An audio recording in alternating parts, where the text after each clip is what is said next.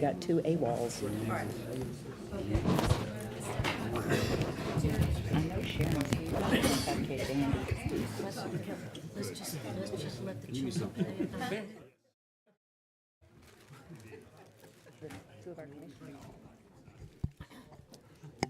Oh, there it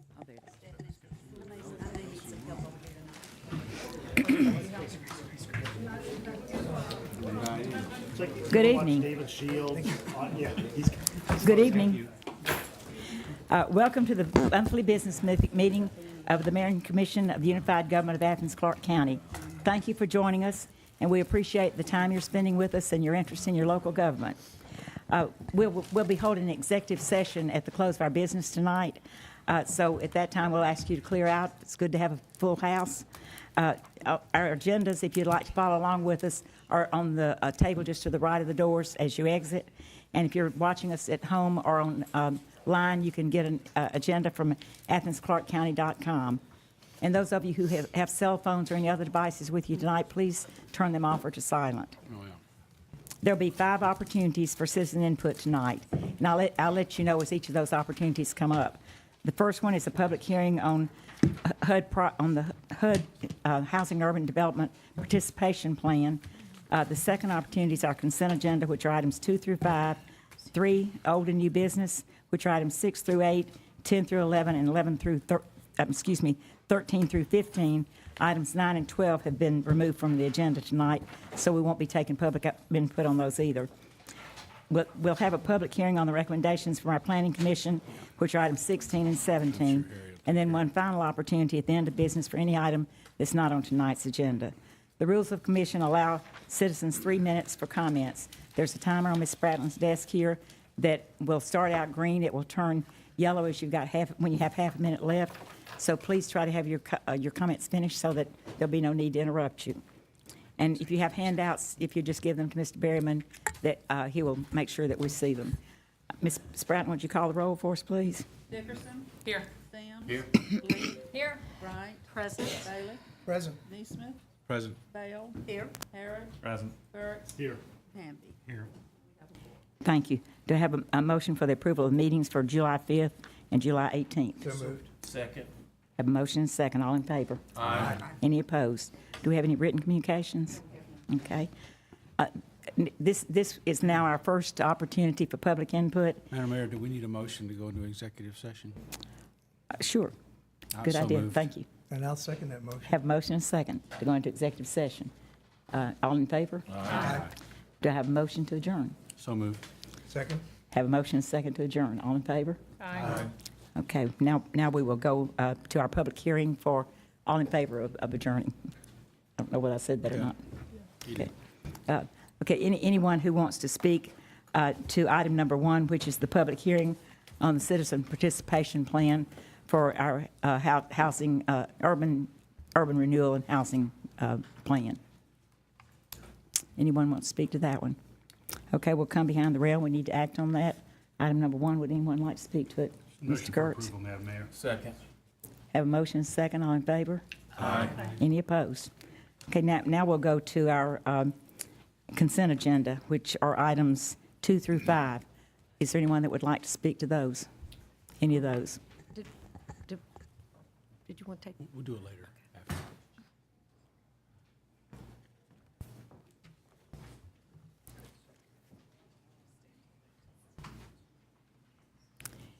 And Marion, you hadn't been here in a while. We ask that y'all give your name and address and which item you're speaking to. Yes, Marion Cartwright. I'm here to speak on item number 5, Bonnet Shoals Sanitary Sewer Interceptor. I acquired this property back in '94. Was very amazed at the beauty of this piece of property and was taken back by it. I thought it's one of the prettiest pieces of property I'd ever seen in Clarke County. I said, what's the highest and best use for this thing? I said, well, I think that with 2 creeks and waterfalls and it's next to the Oconee River, across from university property, would make a nice student housing with animal friendly. A lot of people love their animals. when I was in school, I had fraternity brothers go home to see their dog, you know. But if they could be up here and have the dog, design the houses with tile floors and stuff like that, have dog runs, pens and things like that, I thought it'd be great. Go down the Oconee River and throw a stick in there and let your dog get it. I just thought that was the highest and best use for this piece of property because of its beauty. But it'd have to be designed with a lot of thought in it, not go in there with dozers and push out stuff and everything. Just design the project for the property. And figured we'd have a dock down there on the river. Could canoe in the river. Probably have boats go up and down the river, maybe up to town. Even contacted Georgia Power about the substation out there, and got real interested. They would let us come by down there. This was before y'all got onto the thing about trails and bikes and all that stuff. So I was gonna make a bike trail up through there and come down College Station Road and everything and make it real nice. But then down the line here, around 2008, city come in and asked for a 50-foot construction easement. So I went out to inspect the property and saw where it was, and it was right across. And when this line was put in, it wasn't put in any length from hardly the creek. It was right next to the creek, sometime 4 and 5 and 2 feet or whatever. And they had a 20-foot easement through there. So when they would take those trees out of that north side, it would just destroy the beauty of this piece of property. So of course, we contested it, and at the same time, of course, we had, they wanted to go up on the assessment of the land, and while we was out there, we found that nobody had told us, but it was dumping sewer on our property. So we got in a fight with the county on going up on taxes when they were dumping sewer on us. I said, no, leave it like it is, and we ended up going to court, and we won that case. And it's just such a beautiful piece of property that I think that we can work together. Now, I went by and saw Gary Duck. He was director of utilities back then, and he went and talked to me 30 seconds. He said, no, JJG is our engineer, and I was trying to tell him some alternates we could do and that type thing, and couldn't get through. But you have a new guy in there named Frank Stevens. He came by and talked to me for a couple of hours, and we can work something out with him, I'm sure, and get this thing and get the trails and everything, because that's actually what we wanted to do. But, Marion, I hate to interrupt you, but your time's up. Okay. I'm sorry. All right. Just remember, we need to be stewards of the land.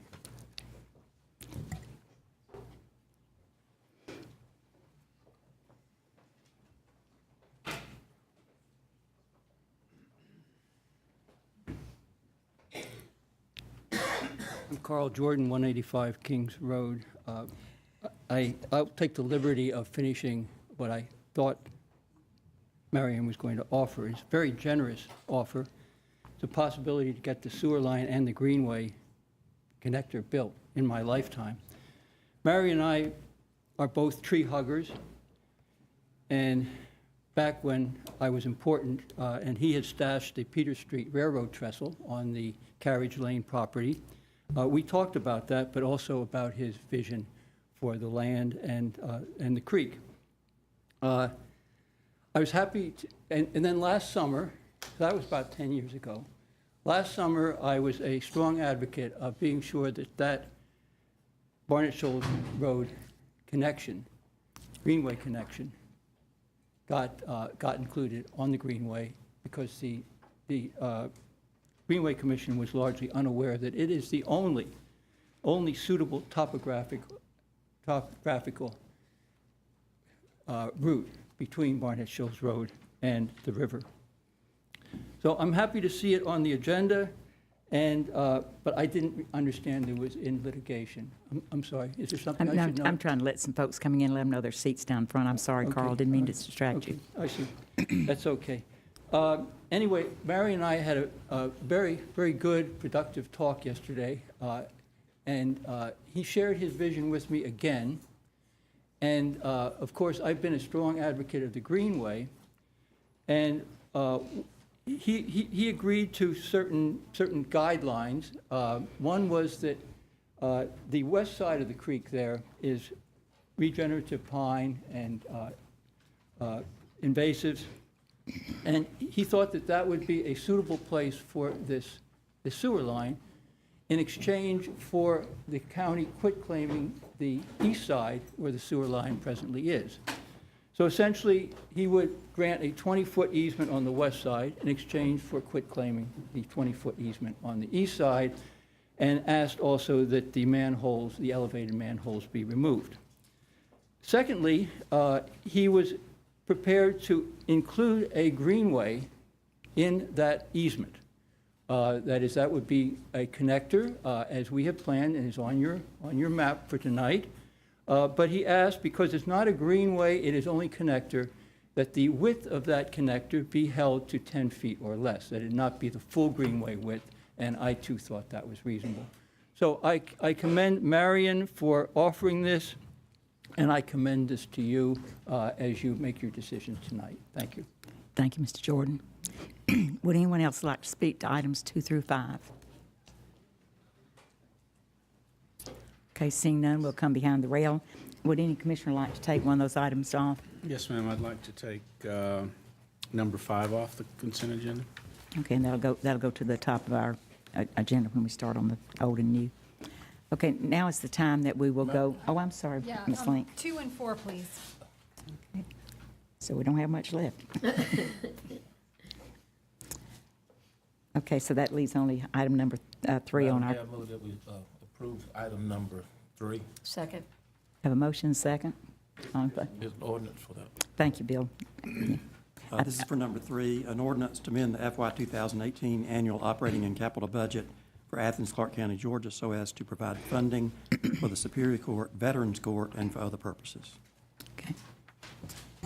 Now is the time that anyone who wants to speak to items on the old and new business agenda, which are the items 6 through 15 minus 9 and 12, which I mentioned earlier, which have been removed.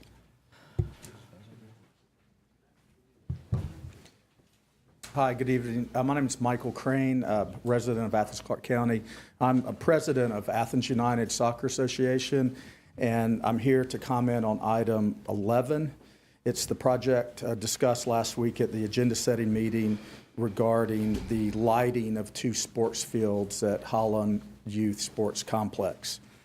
First, the club would like to thank you for considering the project. The total projected cost of the project Athens United is funding and donating approximately 60% of the project.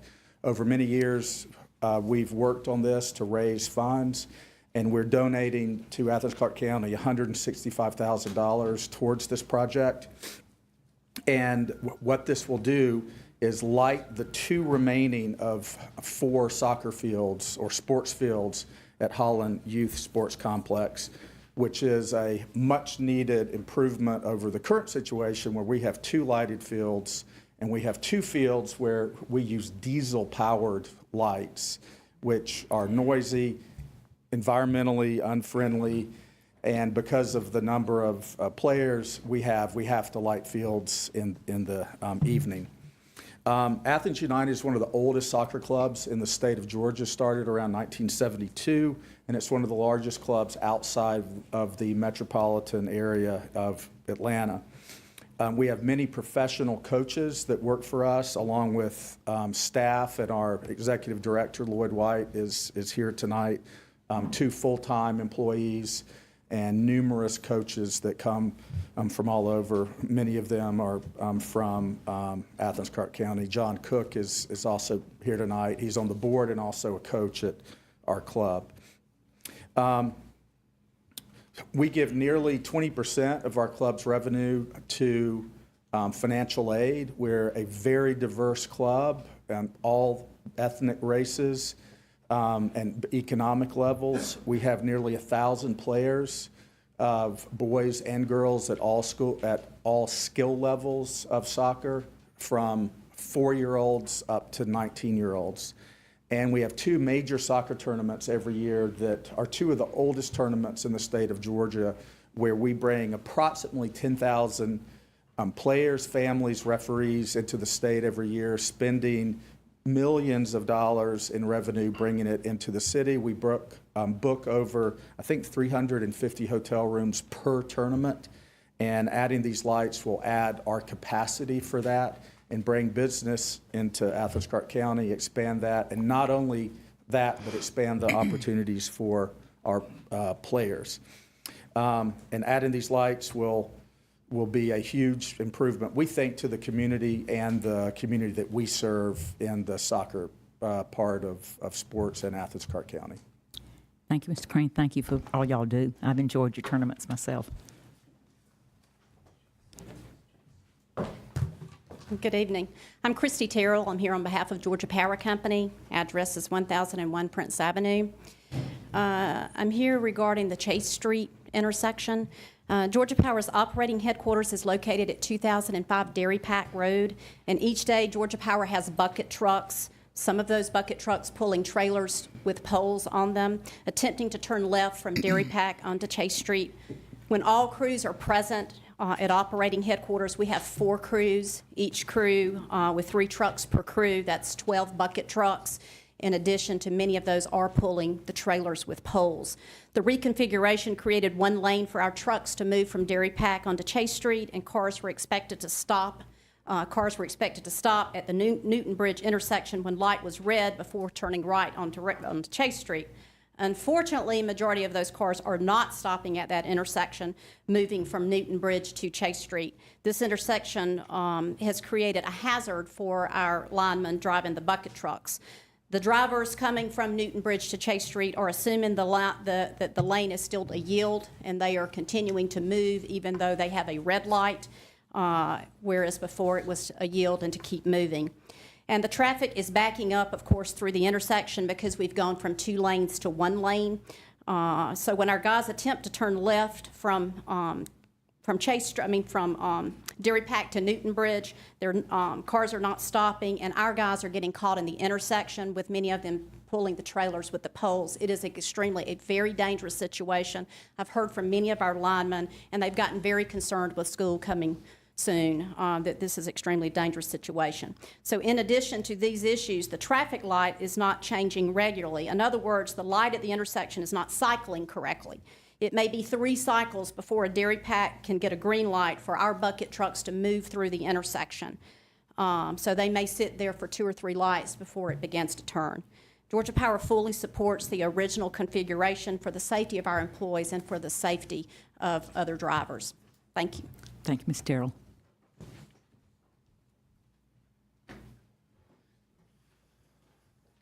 Hi, Tony Eubanks, 785 North Pope Street. I guess y'all are going to hear a little bit about Chase Street tonight. So as we start our 3rd year and probably get into our last nerve to vote on temporary striping and conducting a more detailed study on Chase Street, I support the move, but wonder what could have been if we'd started out with better tools in the first place. I've thought a lot about how to say this, and the best I can come up with is to walk you through the process from my perspective. At the very first Chase public info session, a man asked a question and was told in no uncertain terms he could only submit written comments. At that point, the drop-in format that we use created a black box of public input. And remember, the only reason public input was allowed at all was the 4-to-3 lane conversion policy that applied per ACC policy only to look at the last block of Chase.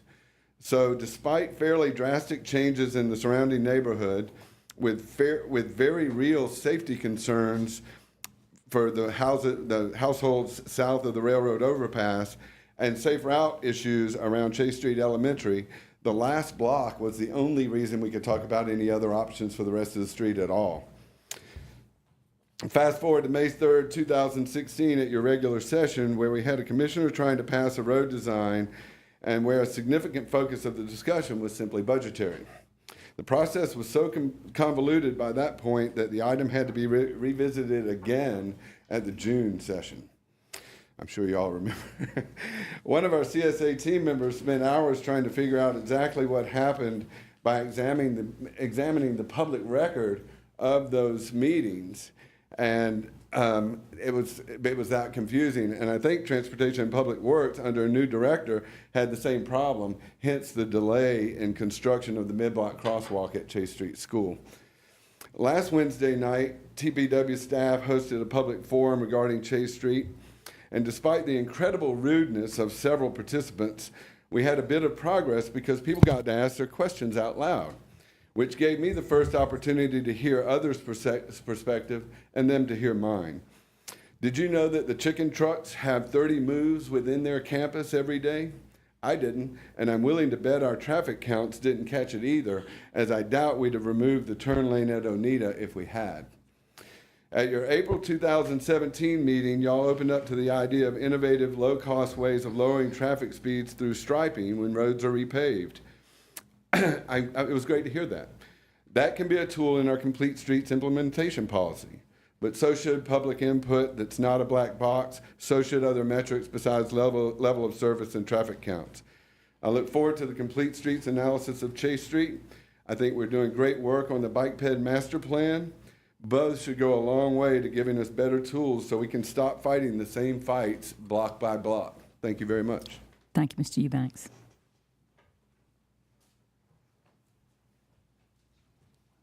I'm Clinton McCrory, 390 Franklin Street.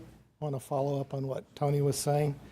I support the proposed North Chase Street traffic reconfigurations, modifications, which I'll remind everyone is a temporary restriping of the street back to the way it was before it was resurfaced.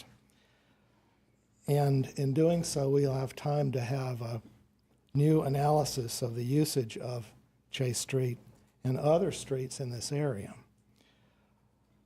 I really appreciated Commissioner Gertz's statement at the agenda setting session where he emphasized the complexity of mix of uses on this street. Industrial, other commercial uses, residential, school, medical complex. And as we know, as this area develops, which is happening very rapidly, there'll be more traffic, not just cars, trucks, and buses, but also more pedestrians and bicyclists. We all want convenience, but the overriding issue, and I agree with Georgia Power on this, is safety for all users.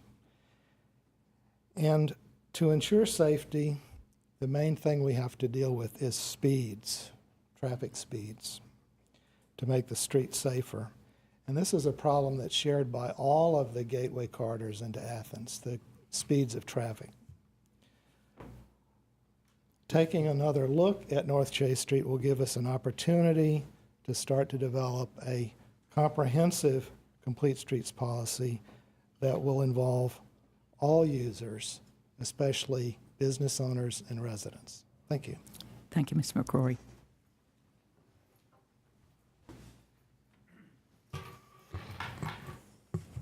Tyler Dewey, 1075 West Broad Street, Executive Director for Bike Athens. Mayor and Commission. So from the beginning, the conversation about North Chase Street has contained a false dichotomy that in paving the street, we must choose between bikes and cars. We can only have one or the other. This is false mainly for two reasons. First, this section of Chase Street was not repaved to accommodate people on bike. Any improvements for people on bike were incidental to the side benefits of the main goal, which was to increase the safety and efficiency for people in cars.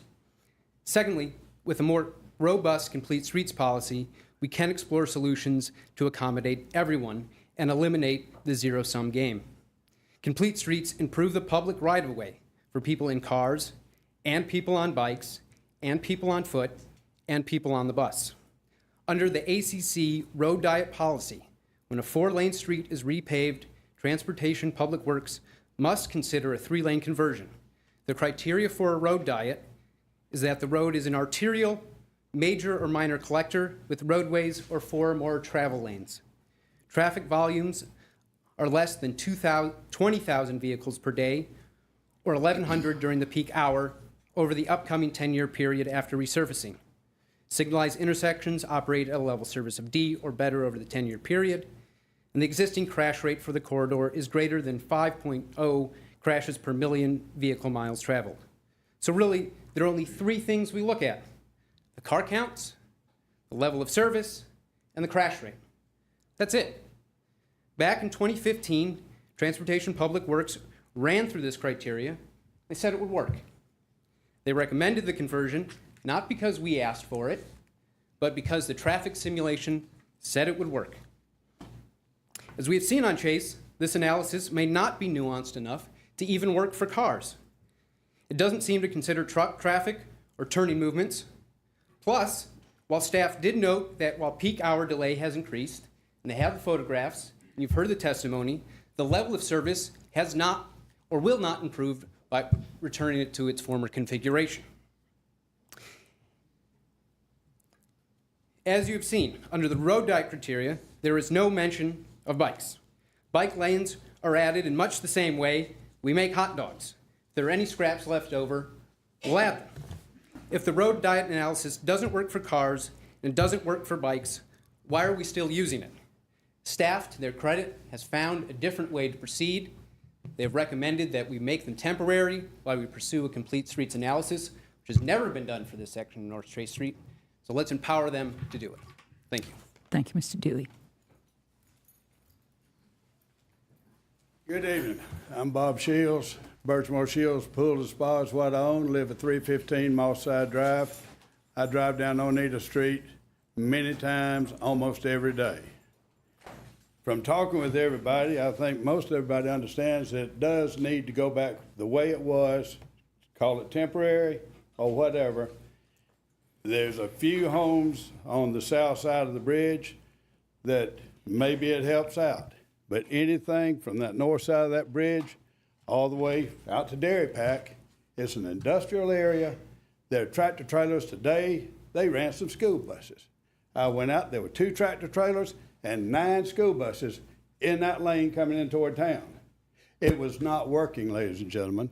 At this point, and I think I've talked to enough people, that it needs to go back the way it was to start with, go back, regroup, replan, and this time let everybody know, and the businesses up and down those roads, let us know when there are going to be meetings. And just keep us informed. We knew nothing about what was going on until all of a sudden they came out there and put new lines in the street. And it's just a boondoggle. So that's all I got to say about it. Thank you, Mr. y'all. Scheels.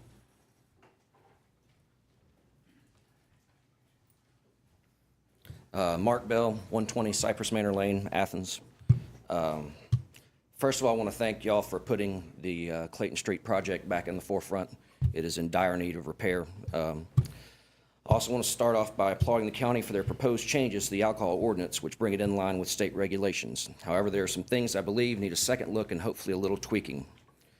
First of all, the proposed changes to section 6-3-5, number 5, allow for establishments eligible for Sunday sales permits when New Year's Eve is on a Sunday to sell, offer to sell, serve, and or permit the consumption of alcoholic beverages until 2:30 a.m. on New Year's Day. Number 9 of this section allows establishments not eligible for Sunday sales to sell, serve, and or permit the consumption of alcoholic beverages until 12 midnight on one Sunday during the calendar year that shall be designated by the commission by resolution. New Year's Eve is on a Sunday this year, and the way this is worded, bars will be at a competitive disadvantage to restaurants because bars will have to stop serving at 12 midnight and clear all patrons by 12:45, while restaurants will be able to serve till 2:30 and clear their patrons by 3:15 a.m. This is clearly unfair to the bar industry in Athens, and we should be afforded the same serving hours as restaurants on New Year's Eve. Not to mention the number of folks that will not stay in Athens for New Year's Eve if they cannot stay out late at a bar. They will go to Atlanta. They'll book hotels in Atlanta. They're not going to book hotel rooms here. They're not going to spend their money in Athens. To be honest, extending serving hours on Fridays and Saturdays should be considered. Every Friday and Saturday night, downtown establishments push thousands of people out on the streets that are ready and willing to continue spending money on drinks. People are ready to fork over money, why not let them? The county is already letting Sunday sales establishments stay open to 2:30 on New Year's Eve, so why not on regular weekends?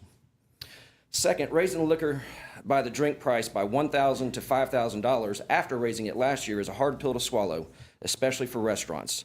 I'd like for the commission to consider a liquor by the drink restaurant classification that would leave the cost at $4,000 for restaurants. A low-volume restaurant classification has been added, which is a great idea, but most restaurants simply do not sell the alcohol volume to justify such a high cost of a liquor license.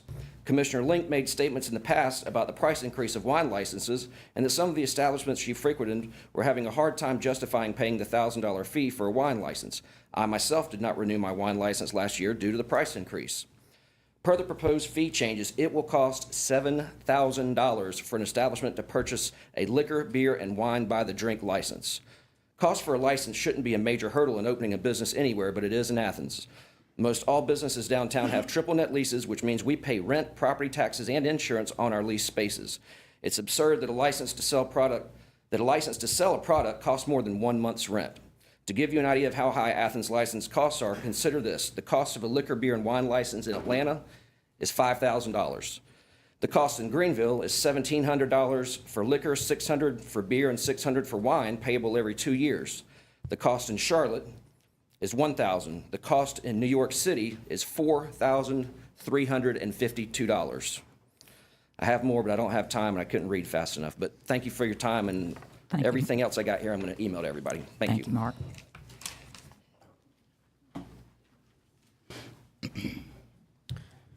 Good evening. My name is Oliver Pryor, and I live at 655 Milledge Circle. I'm here tonight to speak on behalf of the homeowners on the western end of Milledge Circle who are opposed to the local historic district, which is item number 7. We ask that you vote in favor of the Plan B hybrid as proposed by Commissioner Hamby and discussed both at the July work session and the agenda setting meeting. That is, for the western portion of Milledge Circle from the four-way stop down to Westlake Drive to be removed from the study area and moratorium. We make our request for the following reasons. First, 20 of the 34 homeowners on the western portion of Milledge Circle are opposed to the study and moratorium and have signed a petition against both. In materials printed by the Planning Department and passed out by Bruce Lonnie at the first informational setting in May, the text reads, quote, "It is not recommended to move forward with the designation process if there is significant opposition to the designation," end quote. We contend that 59% is significant opposition to the designation. Second, according to ACC tax records, on our section of Milledge Circle, there's at least one home built in every single decade since 1900. Except for the 1910s and the 1970s. So you have roughly 30 homes that were built in 10 different decades, a fact that suggests a total lack of uniform architectural style and historical significance on our section of the street.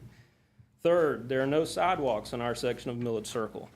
Part of the charm of historic districts is the opportunity to walk the neighborhoods and study the homes at leisure. That's not possible in our section of the street because of the combination of the steep hill and the lack of sidewalks. Fourth, our section of the street is not part of the Milledge Circle National Register Historic District. Therefore, if placed on a local historic district, no homeowners in our section would be eligible for the tax freeze, yet all would be burdened by the restrictions. Lastly, for those in the minority on the western end of Milledge Circle who support historic district designation, several options are still available. They may apply for landmark status for their individual homes. They may place deed restrictions on their homes, and they may give facade easements to a third party, such as the Athens-Clarke Heritage Foundation. We also request that you allow them to participate in the district by opting in individually. Finally, we ask that you do the same courtesy for those on the other end of Milledge Circle who are opposed to the district by allowing them to opt out of the district individually. For these reasons, we ask that the Commission respond to the homeowners on the western end of Milledge Circle by voting to remove us from the study area and the moratorium. Thank you. Thank you, Mr. Pryor.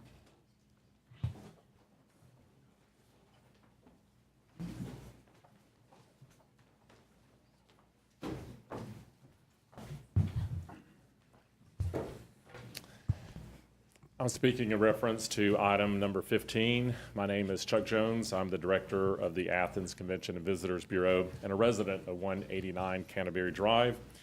On behalf of the CVB, I'm here tonight to request for Athens-Clarke County's financial support of a significant opportunity through the Georgia Tourism Foundation, whose mission is to increase the economic strength of Georgia by promoting tourism through public-private partnerships.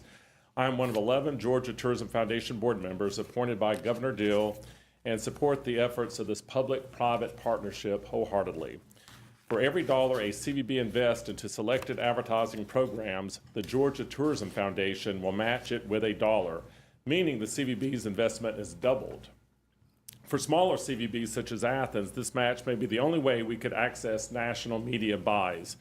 This year, Georgia Tourism Foundation has arranged an exciting program with a Food Network that is not available to individual partners or even other states. They have drastically reduced the rates and have provided added value components that are sure to help drive the success of the program.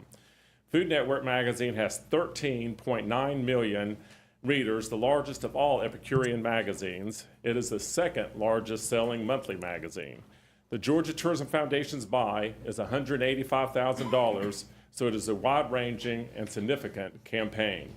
I'm requesting $17,916 to participate in this program, which will include multiple print appearances as well as online and email. I'm particularly excited about the opportunity to meet with the media in New York City as part of this campaign, as those new relationships will reap long-term rewards for Athens. Of course, our culinary scene, including our breweries, is an attribute to our city that draws huge numbers of visitors. For every dollar spent on tourism advertising, there's an $8 return in spending. Regarding timing, this program was offered to Georgia CVBs and other partners in mid-June after our budget was ratified by the county. So thank you for your consideration, and I do look forward to a favorable decision. Thank you, Mr. Jones.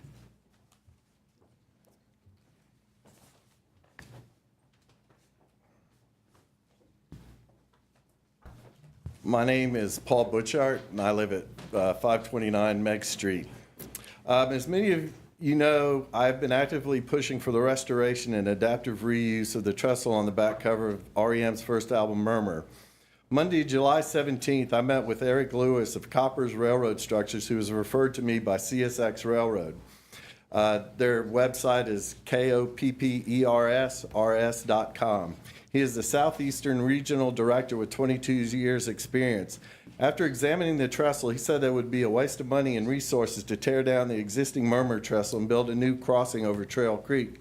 The existing structure with some obviously needed repairs would be perfectly fine for creating a 14-foot wide bike, vehicle, or pedestrian pathway with either a cement or wooden decking. Koppers Railroad Structures has worked on over 25,000 timber trestle bridges. He was kind enough to come to Athens to utilize his expertise and experience with an evaluation of the status of the trestle. He said for the purposes of a rail trail conversion, much of the existing structure can be used as it is. To allocate funding to construct a new bridge does not seem at this time to be an expeditious use of rail trail funding. There are chemical processes to help preserve the existing structural elements to facilitate its adaptive reuse, and of course some elements would need replacing. He gave ballpark estimates for various phases of the project based on previous work his company had performed. They recently completed the complete restoration for the National Park Service of a much larger and taller trestle and more isolated, known as the Mexican Canyon trestle, which was in much worse shape than the Trail Creek trestle for a cost of around $2 million. This was used for actual train traffic. He guesstimated the cost of replacing one of the rotten pilings would run around $4,000. The cost of replacing the missing sections at Poplar Street using the same building techniques of timber trestle construction were estimated at $10,000 apiece. The cost of completing the crossing over Poplar Street, including the new sections, he estimated at $250,000. He stressed that the fact that many elements had been upgraded by CSX contribute to the feasibility of its reuse. He also stated that creosote is not an issue, and the fact that there has not been a noticed incidence of cancer in the 100-plus years the trestle has been standing is proof of that. I stress that these are estimates and specific numbers cannot be calculated until the chemical preservation process is completed, at which time the trestle will be thoroughly evaluated. Eric also estimated replacement of the stringers and deck across the top of the trestle with 16-foot wide railroad ties would take about a month or so. The three frames, bents as they're called, on the end of the trestle would take maybe a week. Setting a new span on top would take another week or two to cross Poplar Street. So we're looking about 3 months or so for a completed trestle, which will be ready to be decked out for pedestrian traffic. I would like to stress this is a professional and experienced observation by someone actually familiar with trestle design. The failure of the inclusion of the railroad trestle and failing to seek a second opinion from a company specializing in timber trestle design has resulted in enormous expenses to go around the trestle rather than adaptive reuse to cross Trail Creek. Mr. The trail Butchart, could have been temporarily routed up the sidewalk. I'm sorry. I tried to let you finish. I'd like to also introduce everyone to my friend Marcus and his wife. They came all the way from Germany to look at the railroad trestle today, and I gave them a tour. And so I just want to say that it's a very important part of the history of Athens. We're happy to have you. Thank you. Thank you.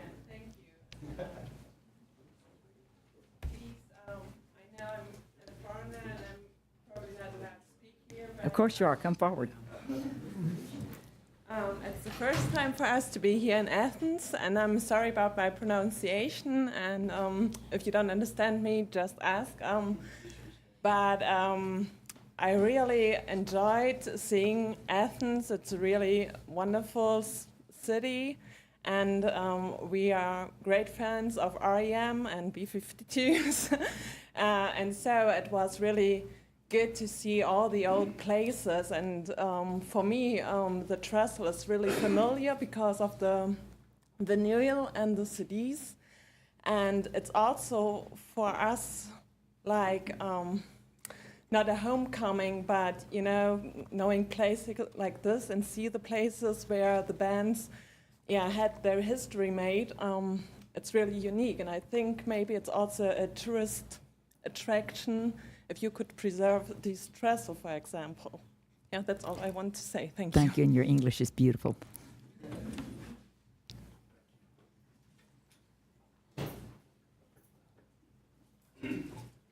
Good evening, Mayor and Commission. Tim Denson, 40 through Quailwood Drive, and Organization Coordinator for Athens for Everyone. I wanted to speak to the T-SPLOS list.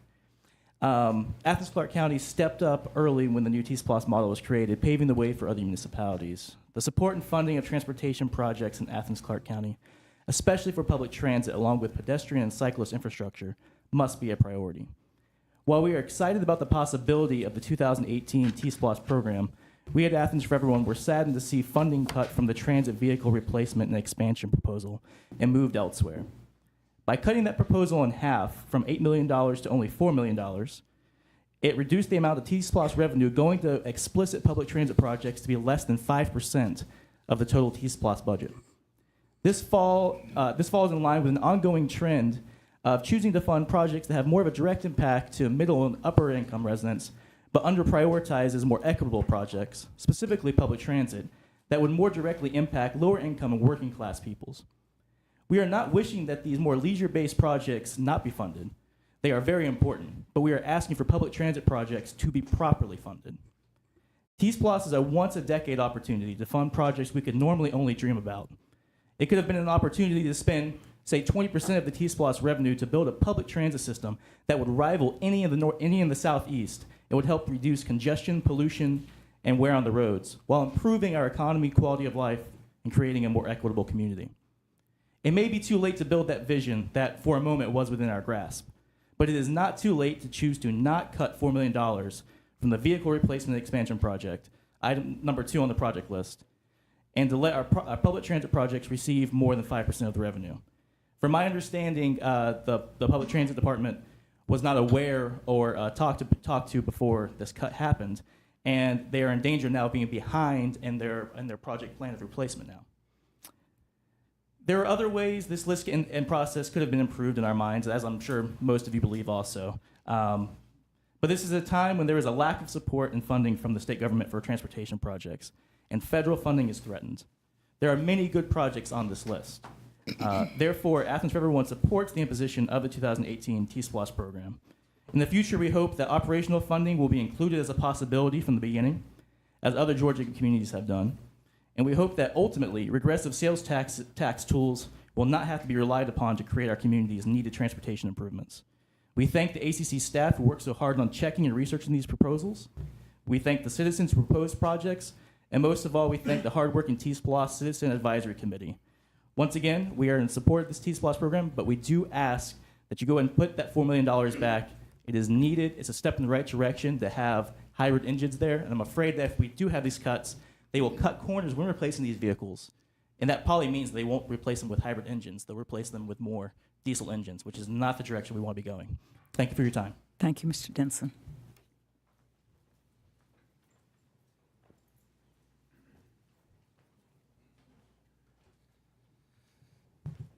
Hey, my name is Jason Higgins. I live at 399 Milledge Circle, and forgive me, I'm not a good public speaker, and this item number 7, Historic District on Milledge Circle, is a pretty emotional issue for me. I've lived in my house for over half my life. My wife and I bought it when we were very young, and we bought it because we knew we could fix it up. It was a fixer-upper. It's an old house. And we loved that. My kids have grown up in Athens. One has graduated, the other one is in college, and we still have one more in the house. So, and my wife and I both graduated from UGA, and we love Athens. So obviously, the study for the Historic District is going forward, which I missed the previous meeting.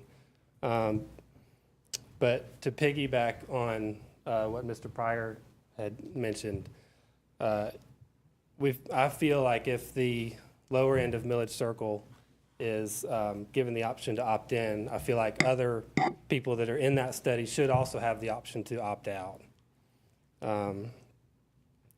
By making our, well, I've heard arguments that it's not going to affect our property value. Well, I looked up property values on QPublic, which any of you can do, and in the past 2 years alone, my property value has increased 19%. I looked at 2 other historic districts, Woodlawn and Cobham, which both are in a similar area.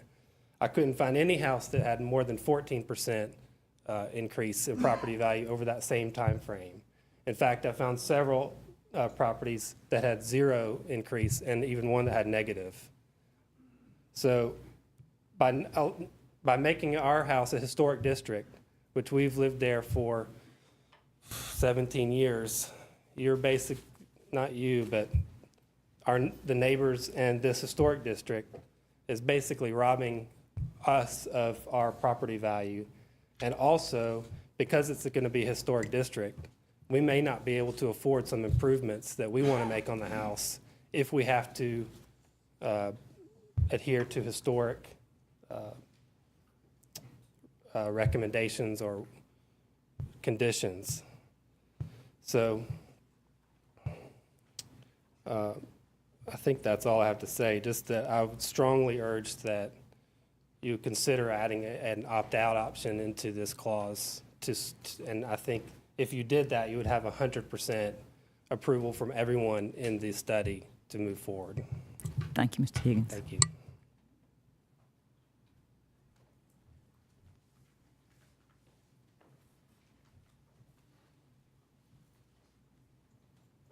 Good evening, Mayor, Commissioners. My name is Jamie Bothell. I live at 255 Pendleton Drive, Athens, Georgia. I'm here to address item number 7. My point in being here this evening is to address the issue of a mandatory inclusion in a proposed historic district for Milledge Circle in the event one is implemented. I bought a duplex on Milledge Circle in 1997 with the long-range plan of building a home there for my wife and myself. We have reached the point of the long-range plan now becoming a short-range plan, as time has gone quickly by. Now, as we're ready to start planning, we found out that we may not be able to remove the duplex and build our home there. When this issue came to my attention, it was my understanding that everyone on Milledge Circle would work together to offer a better solution. Now it appears an agreement is being negotiated with certain segments of Milledge Circle that is not all-inclusive and offers the opportunity to opt in or out. So I'm here asking that my property, which I believe is non-conforming, be allowed to be excluded from the proposed moratorium and to be able to opt out of any future local or national historic district designation the Commission may implement. I can assure you what my wife and I have in mind for the property will be distasteful for no one. Thank you for your time, and your consideration will be greatly appreciated. Thank you, Mr. Boswell.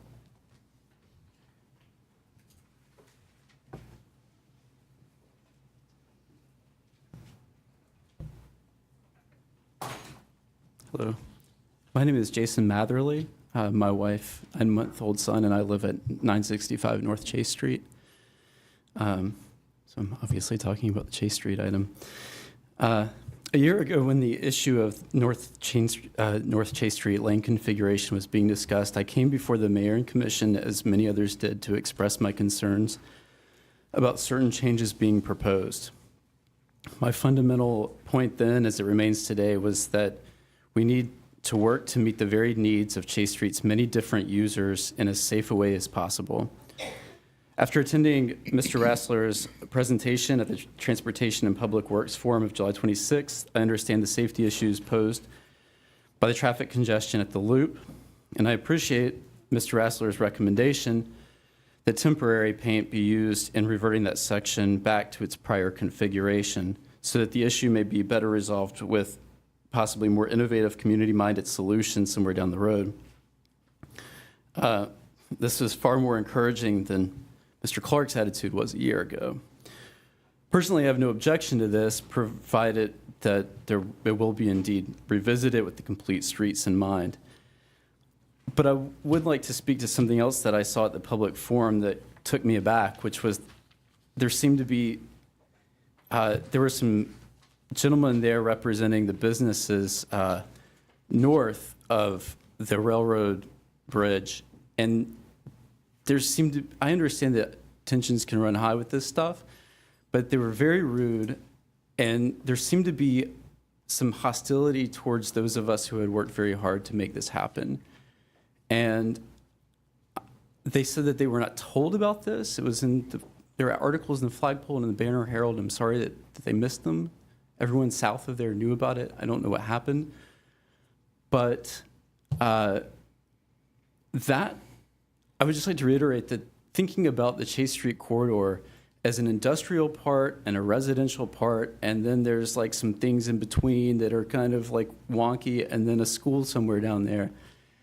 As the Southern Mills gets developed and Creature Comforts goes in there and the loft apartments go in there and more things get developed through there that will probably be mixed use down the road, the division between the industrial and the residential is going to disappear, and we need to be able to work together. And the attitude that I saw there was very troubling to me, and I would just like to reiterate that we need to find a way to work together because it's going to happen.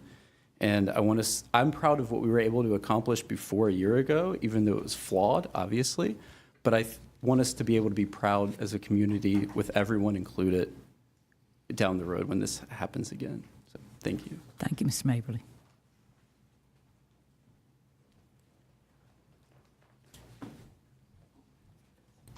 Hi, Bob Birchmore, 154 Oneida Street, regarding number 8 Chase Street. Thank you for resurfacing the street. Looks great. Everybody knows we need it. Put it back the way it was, work on it. Put a bicycle lane on Oneida Street, be fine. Put a bicycle lane on Barber Street, be fine.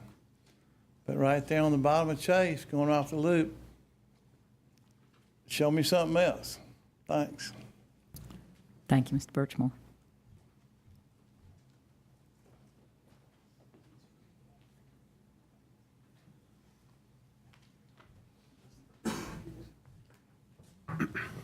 My name is Brad Valentine. I live at 285 Cherokee Avenue. And a majority of the homeowners of Cherokee Avenue have authorized me to speak tonight on their behalf in opposition to not only a local historic designation for Cherokee Avenue, but also inclusion of Cherokee Avenue in all of the study options. So I'm here to formally request that you remove Cherokee Avenue from all of the study options tonight, if that's what the vote is on. I'm speaking on behalf of Daniel Yanowski, Maria Coco, Stan Sharam, Thomas and Elizabeth Birch, Joy Turnage, Doug Thornton, Robin Madrid, Hank Joyner, and Adam Blatt. I admit that I have not had time to speak to every homeowner of Cherokee Avenue, mainly because of the speedy nature in which this vote has been pushed through. But despite me not talking to everyone, I still have a strong majority of the homeowners of Cherokee Avenue that are opposed to designation as a historic district and inclusion of Cherokee Avenue in the study at all. And I'm sure if I talk to more people, just based on the percentages that are opposed, more will join me.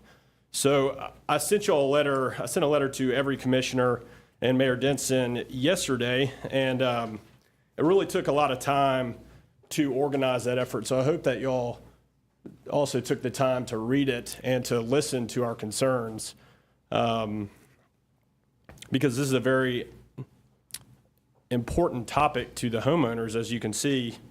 And again, this started with a petition of just a small number of residents on Milledge Circle.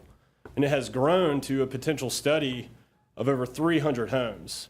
And Commissioner Hamby, I don't intend to call you out here, but I believe last meeting it was reasoned that a large-scale study makes financial sense for, I guess, economic efficiency purposes, but I respectfully disagree. And in fact, I really couldn't disagree more. And I think Cherokee Avenue is a fantastic example of why it's not efficient at all to study Cherokee. It's actually, frankly, it's a waste of taxpayer funds. And I think by my letter yesterday and all the emails that are attached, all of you will see that, yes, we have a majority of the residents opposed, and we would vote down a historic district anyways. So spending even 1 cent to study it, I quite frankly can't think of any justification for doing that. So I'm here to respectfully request that you remove Cherokee Avenue and certainly 285 Cherokee Avenue from all the study options tonight. Thanks. Thank you, Mr. Valentine. Anyone else wish to speak to us?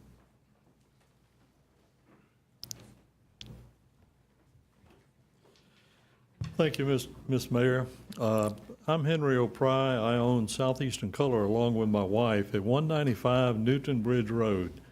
So I'm here to speak on item 8, and I apologize for the gentleman that thought that the discussion the other night was a little rough. It was rough for us to walk in or come into work the next morning and find out the road had been restriped, and to find out that the traffic was backed up into the front of our business at 195. We have seen accidents in our place of business every single year. And I believe several years ago, it was 2 people killed hitting a telephone pole right there in our lot, between our lot and the Girl Scouts. I'm asking the commissioners and the mayor to reconsider it and place this back on the agenda, to restripe it as an industrial road, because that's what Athens is saying. We are business-oriented, and we want the business to stay here. But we don't want the tractor trailers that pull into my business to complain about they can't get to the building, they can't get through the traffic. I came up Barber Street to come down here tonight. Generally, I never come this way. I had to turn so many different streets because Barber Street is blocked off right there at the poultry plant. I don't know what's going on, but I've never seen traffic backed up on this Chase Street, Newton Bridge exit, as much as I have tonight. So I ask and I thank you for reconsidering this and putting it back on the agenda. Thank you very much. Thank you, Mr. O Prai.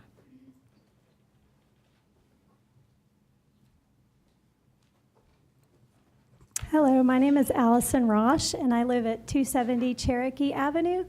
And I hadn't necessarily intended on getting up to speak this evening, but just felt compelled to make a couple points.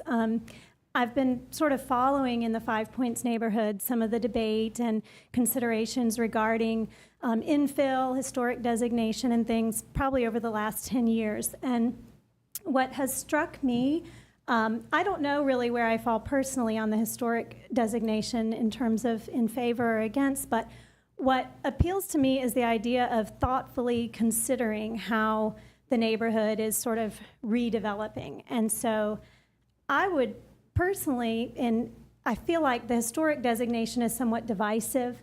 I think it's kind of one extreme, and then there's other extremes we've heard voiced here at the last meeting at City Hall about, total property rights. And I feel like the issue is kind of contentious because it's representing sort of two extremes. And I feel like there is a lot of middle ground to be considered.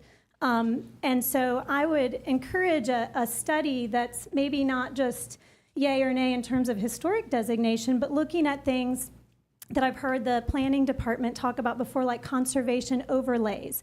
Looking at, is our planning department even currently, are there loopholes of current zoning and planning regulations that aren't even being followed? I think there's a lot that probably the residents seem to agree on, which is preserving the integrity of the neighborhood and the character and the charm of the neighborhood. But I don't think it has to be mutually, exclusive to what direction we take. So I think that I commend the commissioners for getting involved in considering this issue and considering the issues that are facing the neighborhood.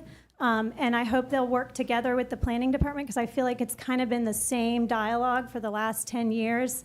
I've been to the brown bag lunches that the planning department does. I've been to the, events here, and I just feel like it's kind of the same debate, being recirculated. And so I hope that maybe there's an option to study what is needed and what the citizens in the neighborhood want by getting more, public input and looking at what are other options, perhaps in addition to or other than a historic district, where we can look at things that everyone agrees, like setbacks, height restrictions. We can't necessarily control people's taste and things like that, but come to some sort of a common ground that most people can maybe feel good about the areas that we do agree on. So, thank you. Thank you, Ms. Rosh.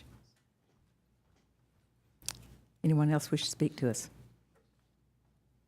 Okay, seeing none, we're going to come behind the rail and... Madam Mayor? Yes, sir. Just interrupt you for just a second. I don't think we ever actually took a vote on the item on the consent agenda. We had the attorney read the ordinance, but I don't think we voted, did we? We did not.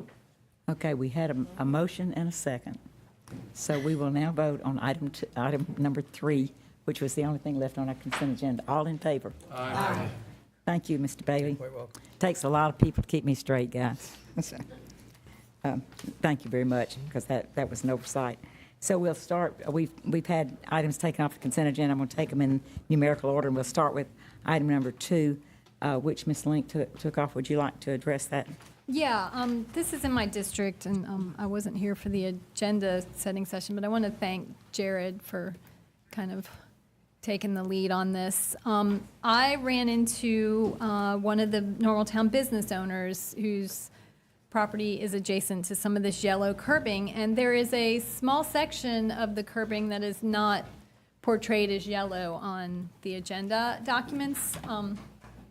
And it's right near the corner. It's right near the corner of Satula and Prince. And that is actually a defunct driveway apron.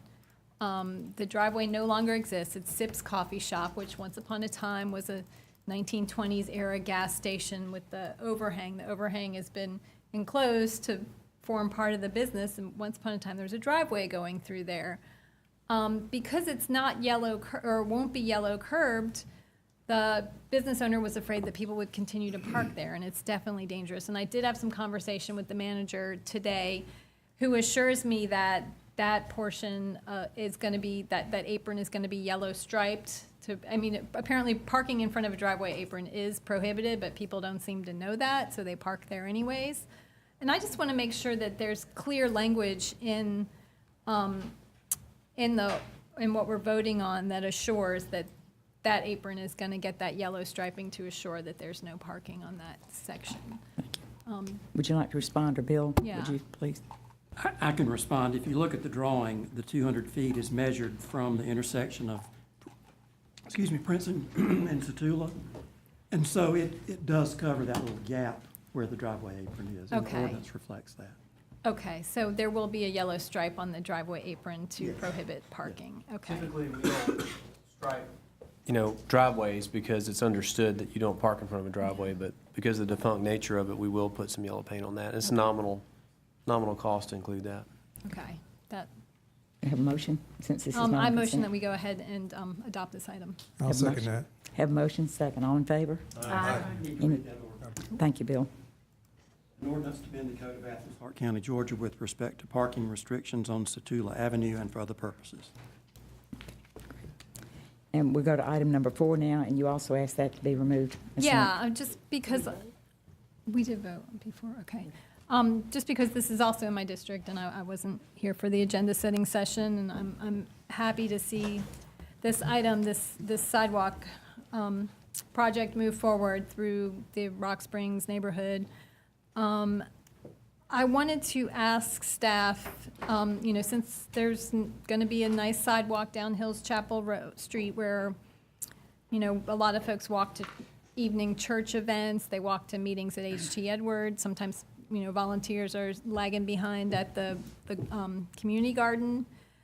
The lighting in that area is terrible. I've had requests from folks who live along Minor Street about the lighting, and apparently Georgia Power does not put in lighting for pedestrian use, but we're going to be encouraging more pedestrian activity. Is there anything we can do to encourage some better lighting in that section of the Minor Street Hills Chapel intersection? It's pitch black once the sun goes down. Well, two responses. The way that our street lighting program is set up, it's to eliminate dangers of vehicles, whether it's at intersections or cul-de-sacs or sharp, either vertical or horizontal curves. And the other thing is we don't have the funding to, there's been a lot of requests to add streetlights here and there. We just simply don't have the funding budgeted for that. Well, there is $4 million on this T-SPLOS list towards improvements in the West Broad area. Would street lighting be considered part of that improvements? We'd have to look into that. I would say that because our policy is oriented towards cars for that might be eligible, but we'd have to discern that there is a actual hazard there to eliminate. I mean, because there are other neighborhoods that have the same hazard. There's an area on Boulevard that's been a hazard for a long time, and folks have reported practically pushing a baby carriage into a gully with a dog leg around a telephone pole in the dark. So I hope that, as we end up with this giant pile of transportation-related funds for a huge number of as yet to be determined specific projects, we can talk about a lighting policy that is geared towards pedestrians, not just towards automobiles. And let me say, too, that the funding that we're referring to is more on an operating side. The capital cost of installing the streetlights is fairly nominal, but, I think we have about $800,000 a year budgeted towards street lighting. Well, there are certainly areas that are in need of it and areas that are pedestrian heavy that don't necessarily have that street lighting. So I hope that that's yet again another policy issue that will be brought up by this list of T-SPLOS projects. And with that said, I'll move to adopt this project. Okay, we have a motion. Motion, second. All in favor? Aye. Any opposed? Okay. We're to item 5 now, and that was Mr. Neesmith. Yes, ma'am. As Mr. Cartwright began to explain to us, and former Commissioner Carl Jordan went on to explain to us, Mr. Cartwright is offering us the idea of doing a swap of the easement that we have on the east side of the creek for a likewise easement on the west side, which would do a couple of things. Number one, it'll save us a whole bunch of money. Number two, it will do something that the property owner is in favor of, which is always a good thing. And number three, it will preserve the very large trees that would otherwise have to come down in order for us to do the sewer construction on the east side. So I'd like to ask the staff to explore this possibility. Is there any reason not to, Mr. Williams? Yes, and as Mr. Cartwright pointed out, he's had the conversation with Mr. Stevens, and we subsequently followed up with Mr. Stevens about it. And relocating the sewer line based on the topography would actually cause us to go even deeper. I think possibly up to 40 feet. And as you know, when you go that deep, you actually have to go further back get the trench to be safe to work in. So it would be actually a more expensive proposition and could have an even bigger impact than that which is being proposed right now. Well, I still would like to see the details on that. I'd like to see you guys take a look at that and tell us how much more it would cost and why. I don't quite understand why you have to go deeper on one side of the creek than you do on the other. I suppose it must be topography, but I don't quite understand that, so I'd like to have that explained. So I would like to make a motion to table. I'll second that. We have a motion and a second to table. Is there any further discussion?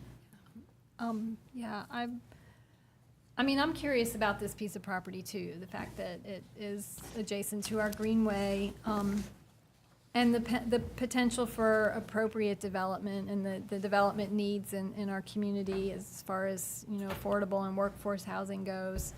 With our comp plan process going on, this is an area we might want to look at for different land use or rezoning.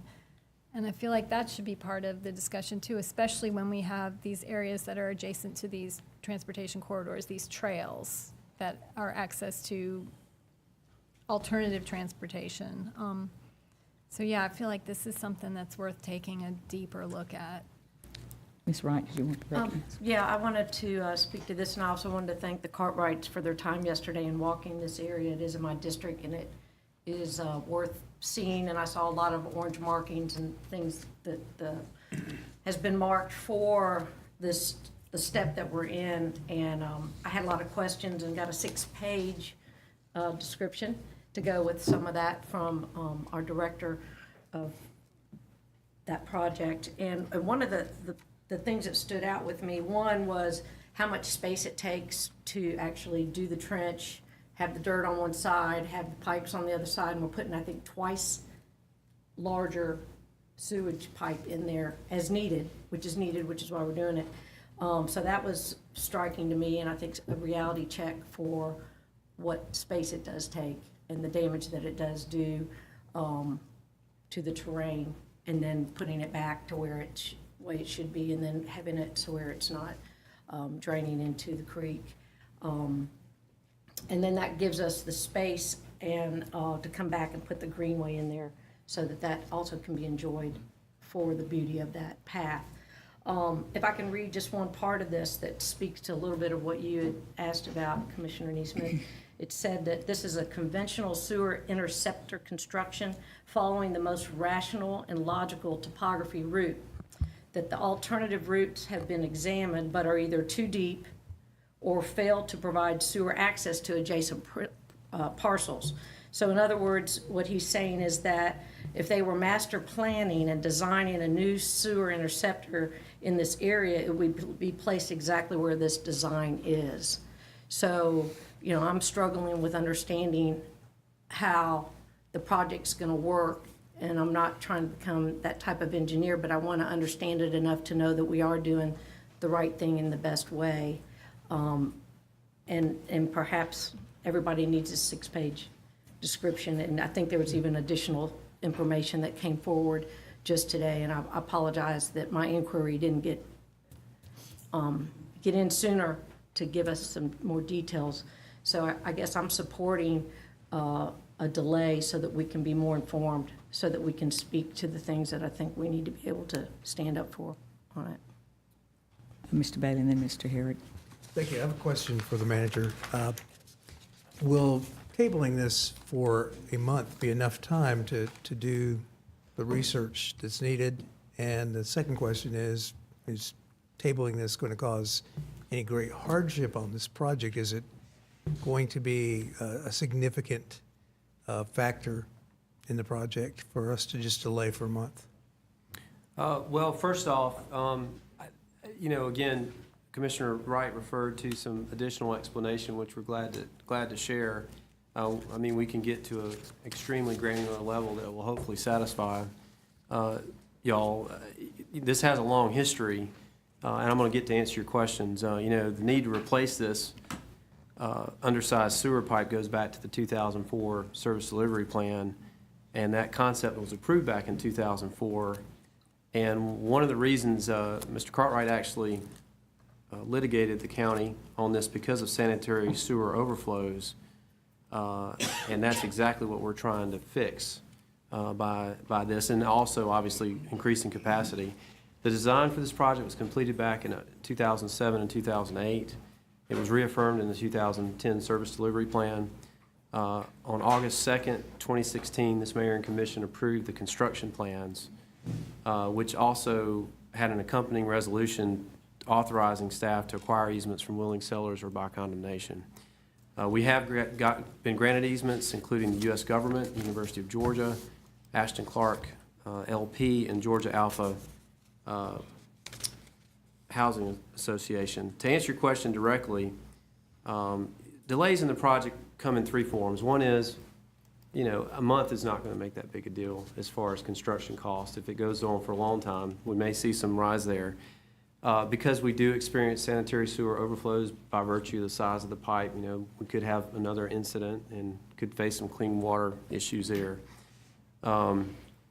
Thirdly, we've taken a lot of pains to try to marry the timing, and I want to applaud Public Utilities, which has really never offered to bring the building of the trail within their contract. And this is what's novel about this approach, that this contractor will not only redo the sewer line, but as they move, they're going to build the trail. So there's less delay there. And the urgency there, Commissioner, is we're already constructing the trail coming from the park and ride, and it's currently going to end, have that ending there at the property line, and we're trying to get this done as quickly as possible so that there are two logical termini. And the delay in that will just mean that, you may hear some comments of the trail to nowhere for some time, but that's what we're trying to do, accomplish in moving this forward. And I guess another thing to consider is that the bids may expire depending on how far you go out, and we'd have to rebid again.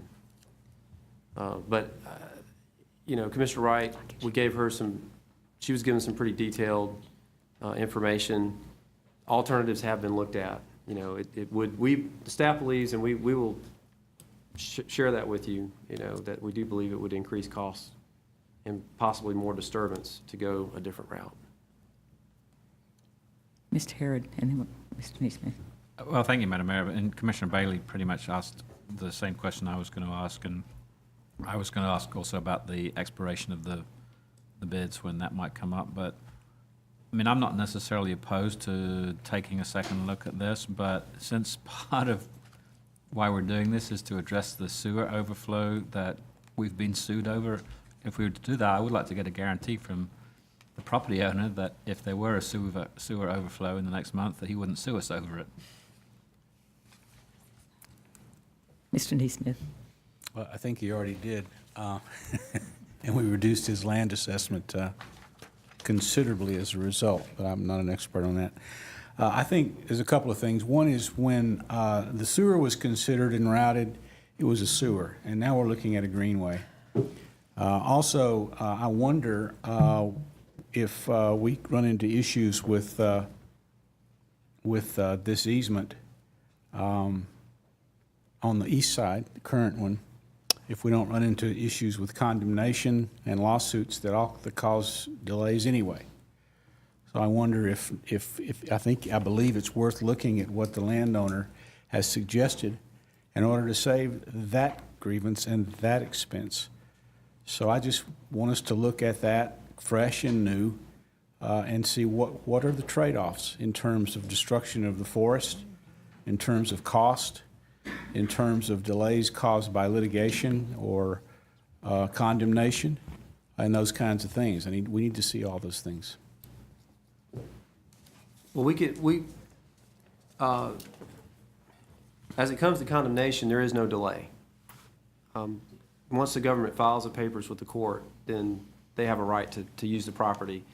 Obviously, there will be some ensuing litigation, and the object of the litigation is clearly to figure out what the value of the land is so that a fair price is paid to the property owner.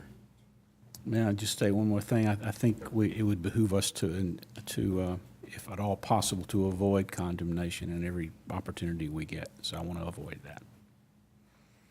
Ms. Wright. Oh. No, my points have been made. Okay, I didn't want to go twice if somebody who hadn't gone once yet. But I also wanted to add, from what I got from Public Works, was also that delays in the project would increase construction costs, or could, and possibly jeopardize, let's not forget that we have a permit from the Army Corps of Engineers for this as well. So it's a little bit complicated, but again, I would like to make sure everybody has got the details that they want, which is similar to what I just got today. So I'm okay with delaying it just enough so that everybody's got the information they need. Mr. Kurtz. I just want to clear that the table is simply for 1 month, just so that we can benefit from the same information that Commissioner Wright has. And it sounds like from Manager Williams that 1 month is immaterial. Let me clarify. I think we're asking for quite a bit more information than what Commissioner Wright has. We want to see the trade-off with condemnation and the cost differences. We want to see the differences in destruction of the trees and those kinds of things as well. Mr. Williams, do you think we could accomplish that in that 30 days? What Mr. Neesmith's asking. Well, I'm not sure that we can speak to cost scenarios with condemnation. I mean, we know what it's appraised at, and that's what we're willing to pay for that in a condemnation scenario. Of course, it's up to the court to decide what it's worth. In this particular case, you know, it was litigated. Commissioner Neesmith was correct that Mr. Cartwright reduced the value of the land to $1. Of course, we would pay, I think our appraisal comes in at more than that. So that information I'm not sure we can produce. I mean, it would be what it is. Now, as far as the amount of trees that were taken out, we can certainly look at the path of because what we're widening slightly the permanent easement. The current permanent easement doesn't have any trees on it. And then there's a little bit of temporary construction easement, which the information that Commissioner Wright has, which we'll obviously share with y'all, it's very enlightening on how much is actually needed to accomplish a project like that. And I suppose that we could attempt to do some overlay of from GIS. And I mean, I don't know if we're just going to look at this particular property for it. We could count trees, and we could probably do something similar with a rerouting. But again, those alternatives have already been evaluated, Commissioner Neesmith, so we'd be glad to share with you those alternatives and cost. This is all work that's been done, I guess, in other words. Mr. Hampshire. Sure, thank you. And I tend to agree with Commissioner Neesmith on this. And if I remember correctly, the courts did agree that it cost $1, but the county was arguing that it cost that the appraised value of that was a lot more than that. And it was only $1 as a result of the county's actions or inactions in dealing with a situation that needed to be dealt with. So I would ask us and encourage us not to make the same mistake twice.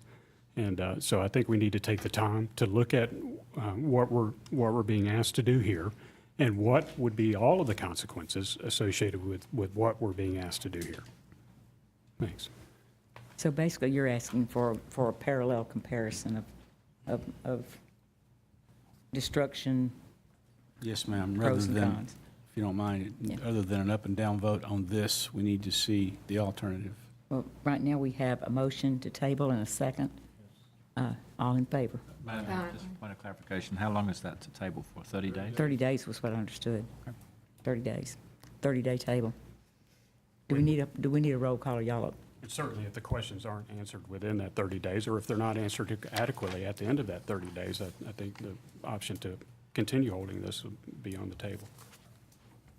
All in favor? Aye. Okay. Thanks, guys. We will now move on to item number 7. And this is going to be, oh, did I miss 6? Okay. Oh, yeah. Okay, I've lost. Give me a second. I got my sheets out of order.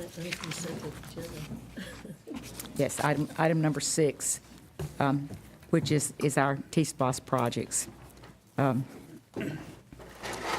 We've got our projects list, and we've got a couple of things we need to do. We need to approve a resolution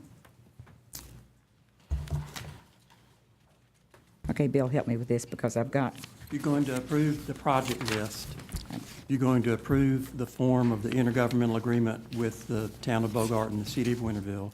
And then you're going to approve the form of the resolution that would call the election. That resolution will be formally approved on the meeting, the special call meeting on the 15th. okay.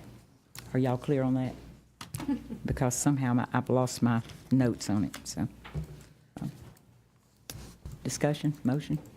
I'd like for us to explain because it's an important point about why we reduced the transit vehicle expansion from 8 to 4 million. I think the rationale behind that was pretty sound. And Mike, can you help me with this? We took a look at that, thinking that there was some grant money associated with buying some of the hybrid buses that's still out there. And also the hybrid buses wouldn't be ready for another 2 years, it was our understanding. And also the need, as Commissioner Bailey was pointing out, of a more robust sidewalk program. So that's why more money was put into the sidewalk program, which will enhance that network and allow for sidewalks to go in areas that aren't currently serviced by that. So the need there was looking at what could be done quickly, what could be done that's needed, and so that's how that money got shifted there, knowing that there was some grant money associated with transit vehicle out there as well. May I follow up?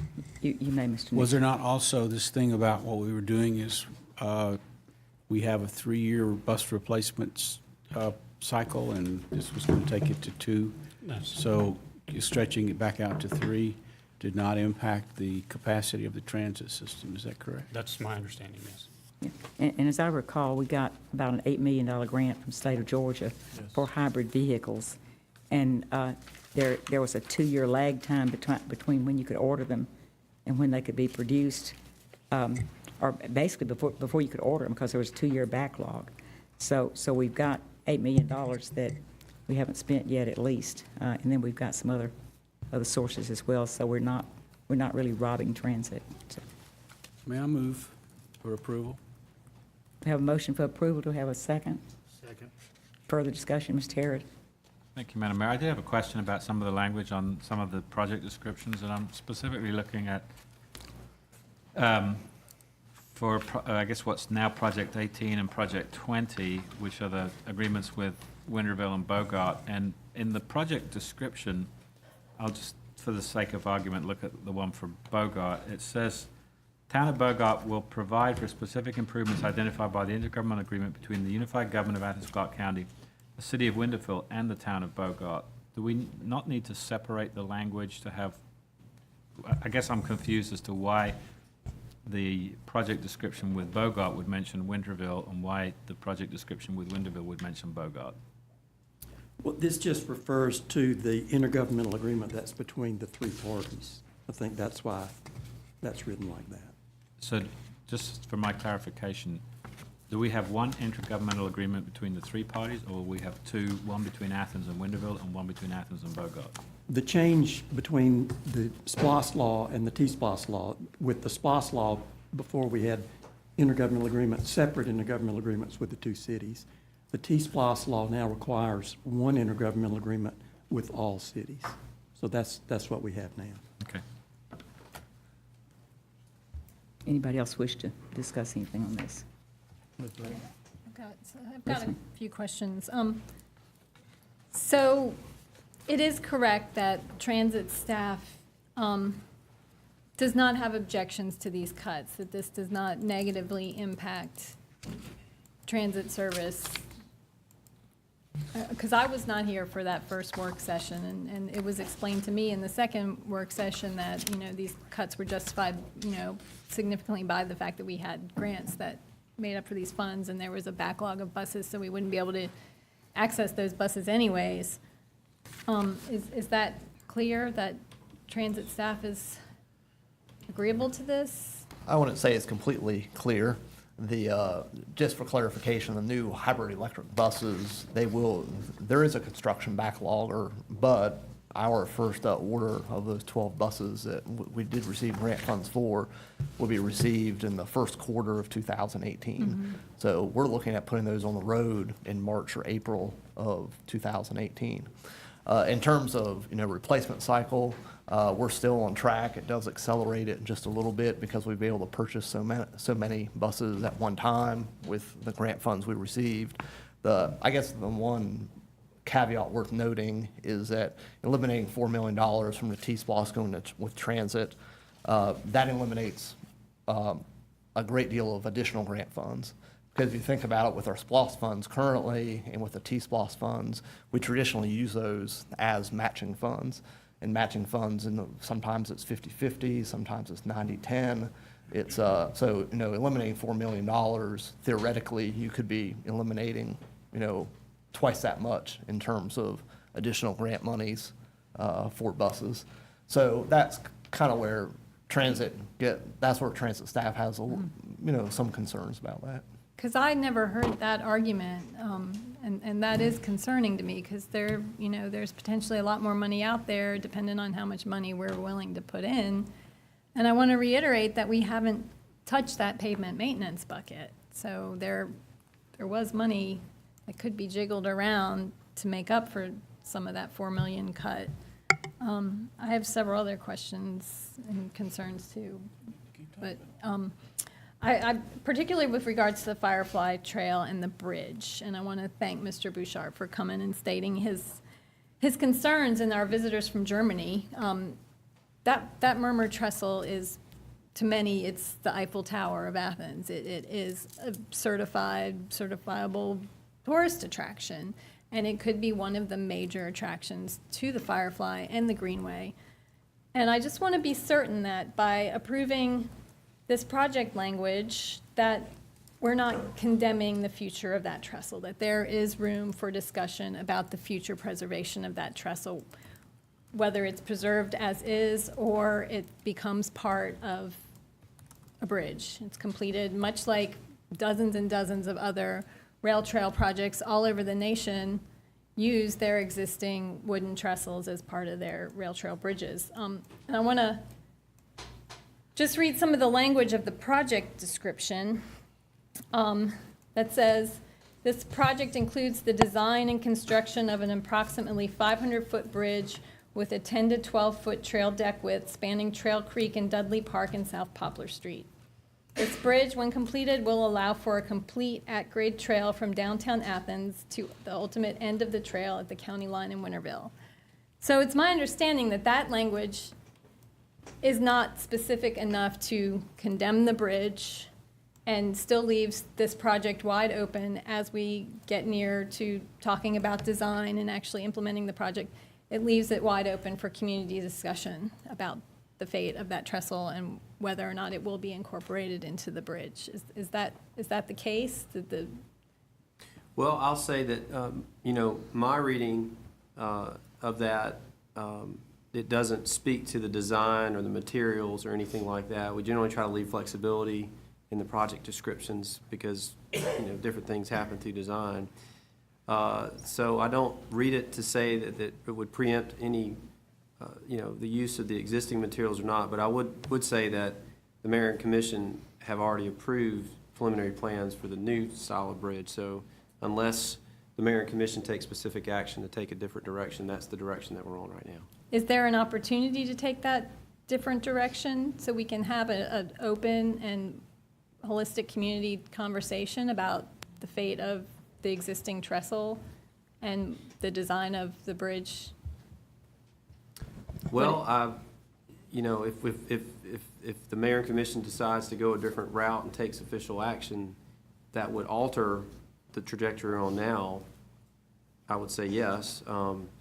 I would imagine as we get into the next stages, y'all know how these construction projects work. It's preliminary plans, it's concept preliminary plans, and you go to final construction. There will be opportunity for public input, if it passes and we have funds to move forward. So there will be opportunity to open up discussion about this and invite the public to weigh in. Ms. Link, I'm sorry, you've had your 5 minutes, and we need to see if anyone else needs to speak and come back to you. Thank you, Mayor. wasn't sure if anybody was in front of. Were you trying to be recognized, Kelly? I raised my hand a few minutes ago. I wasn't sure. I didn't see I'll you. yield to him and then I'll Okay, go. get you and then we'll get Just Ms. a couple Dickerson. of quick points. Just on the transit matter, while we don't have the volume of match funds under the package that's on the table now, there would be no operational modification in our transit service based on the 4 million versus 8 million. Would that be correct to say in terms of the number and frequency of routes? That's correct. I mean, as it stands right now, through the T-SPLOST referendum, there would be no changes. Of course, there could be changes that come with the transit development plan and so forth that we want to pursue in future budget years. But the T-SPLOST is, other than the other, the one project that's being included for a new route, no, there are no other operational impacts. Okay, just want to make that clear, that there are no operational changes, no reduction in frequency or in number of routes. And on the matter of the Firefly, I'd certainly love to see the trestle preserved as a component of something future, but I do see that as a future discussion in the same way that there's a lot of flexibility embedded in the project language about trail width, even trail materials. So I'm interested in that continuing discussion, but what we have in front of us today would get us from downtown Athens to the county line at Winterville. Thank you, Ms. Curtis. Ms. Dickerson. Thank you, Mayor.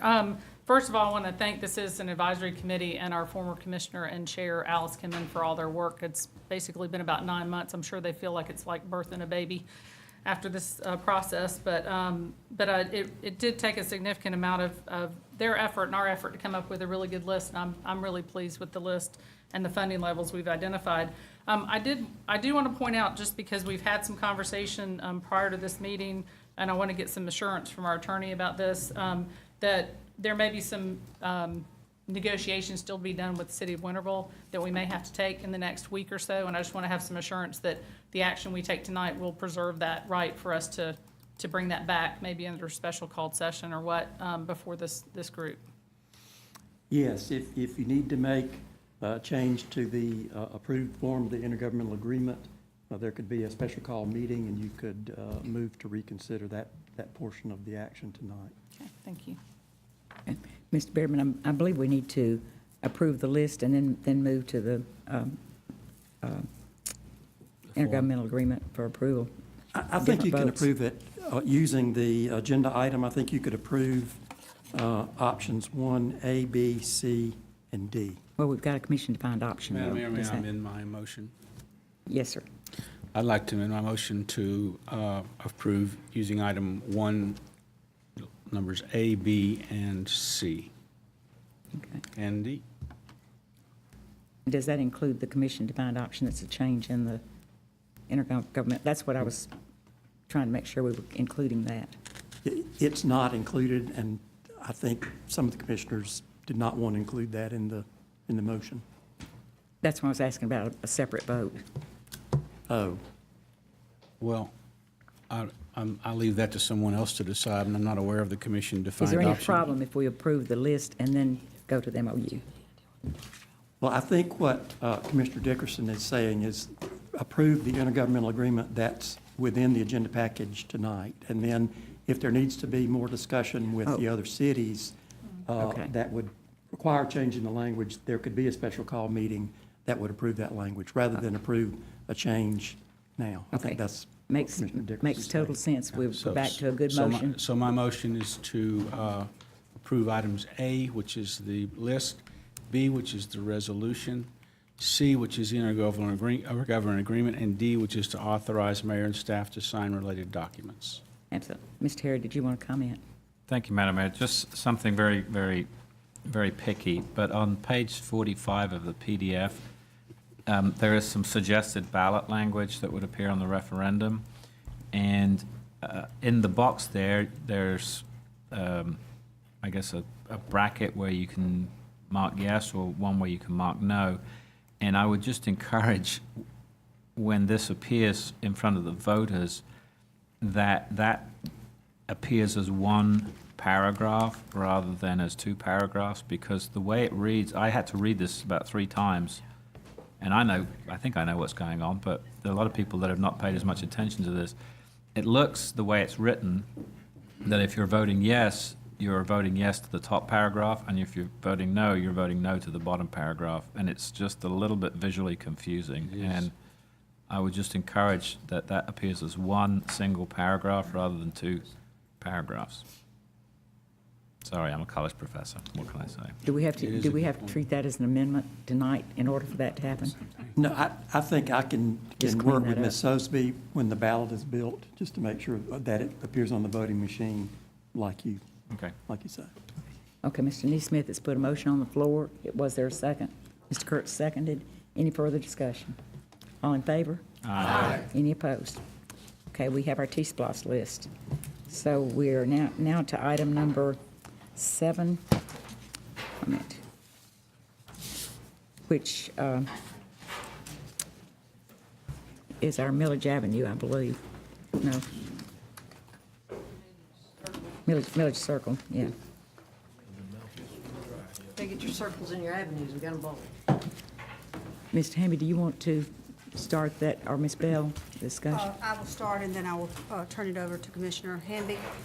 First of all, I would like to thank the constituents for the entire area that has been under the identity of this issue. And I want to clarify, because of it coming through some of the comments tonight from the constituents, that in the study that is in the part of the proposal from the planning, you can opt out to have that study. And that was one thing I wanted to be sure that everybody understands that.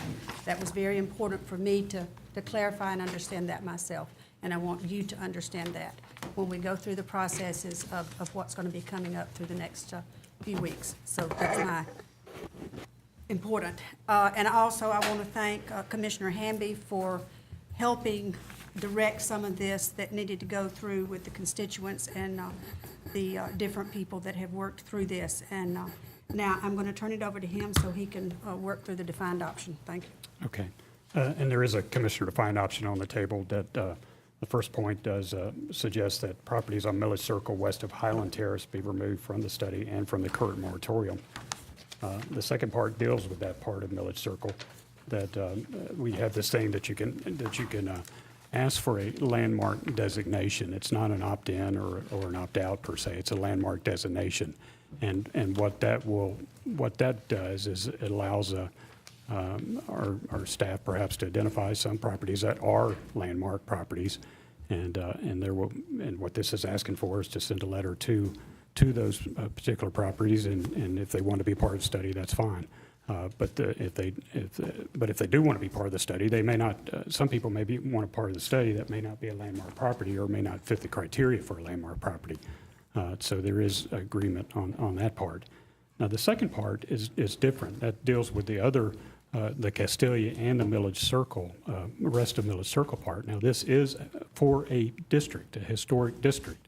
So this is not this is just a study. That does apply to all of the properties in that study, but that doesn't mean tonight that we're voting for a historic district. We're just asking that a study be done of that area to see if it warrants a designation of a historic district. So there will be that component of it. So that's what the motion is on the table as a commission-defined option for tonight. And to clarify that, to make sure people here understand, the part that you're including is the part that was in the, excluding the Yes, lower part that was in the moratorium. Yes, It doesn't exclude the expanded area. Yes, ma'am. The study the area that will be studied is only the part of Milledge Circle that after the vote tonight that will still be under the moratorium. So there's no additional areas. Cherokee Avenue is not part of this study. But I would say this, certainly if in other areas of my district or whoever are interested in historic districts, there are some avenues to work towards for that. So, but for the purposes of tonight, we're only looking at that part of Milledge Circle from Highland Terrace to Lumpkin as a district. So, is that clear? It's clear to me. I was trying to make sure it was clear to everybody here that was interested in it. So. And I'll make a motion to approve the commission-defined option. Have a motion to have a second. But we'll get a second, and then we'll discuss. Do I have a second? Diane? Diane, want a second? I'm trying, I ask that you amend your motion to also specifically include an amendment to the moratorium resolution? Oh, yes, sir. Yeah, Deleting that's right. We do need those to do properties. that. Need to amend this moratorium to make sure it applies to the properties that we were releasing from that and from the study. and you amend the motion. We still don't have a second. Do we have a second? You want- If Commissioner Bell isn't going to second it, I will. Okay, we have a motion and a second. Now discussion. Ms. Link? I just want to maybe clarify, I feel like there's a lot of misinformation about this, and I'm probably, I think I'm the only person behind the rail who actually lives in a historic district, and I have oh, Mike does now, that's right, all right. And there's many historic districts in my district. I want to point out this is just a study.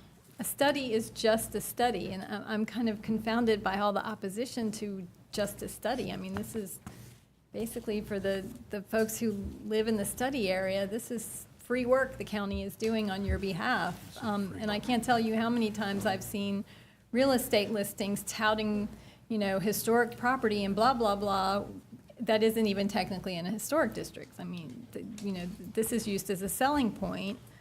And God knows, this county is famous for doing studies and not following through on them. So it's no commitment to actually become a historic district. And I want to thank the lady who came up here and talked about the need for a more in-depth study and the consideration for conservation districts and things like that. And I hope that that's the kind of route we can start taking with some of our neighborhoods.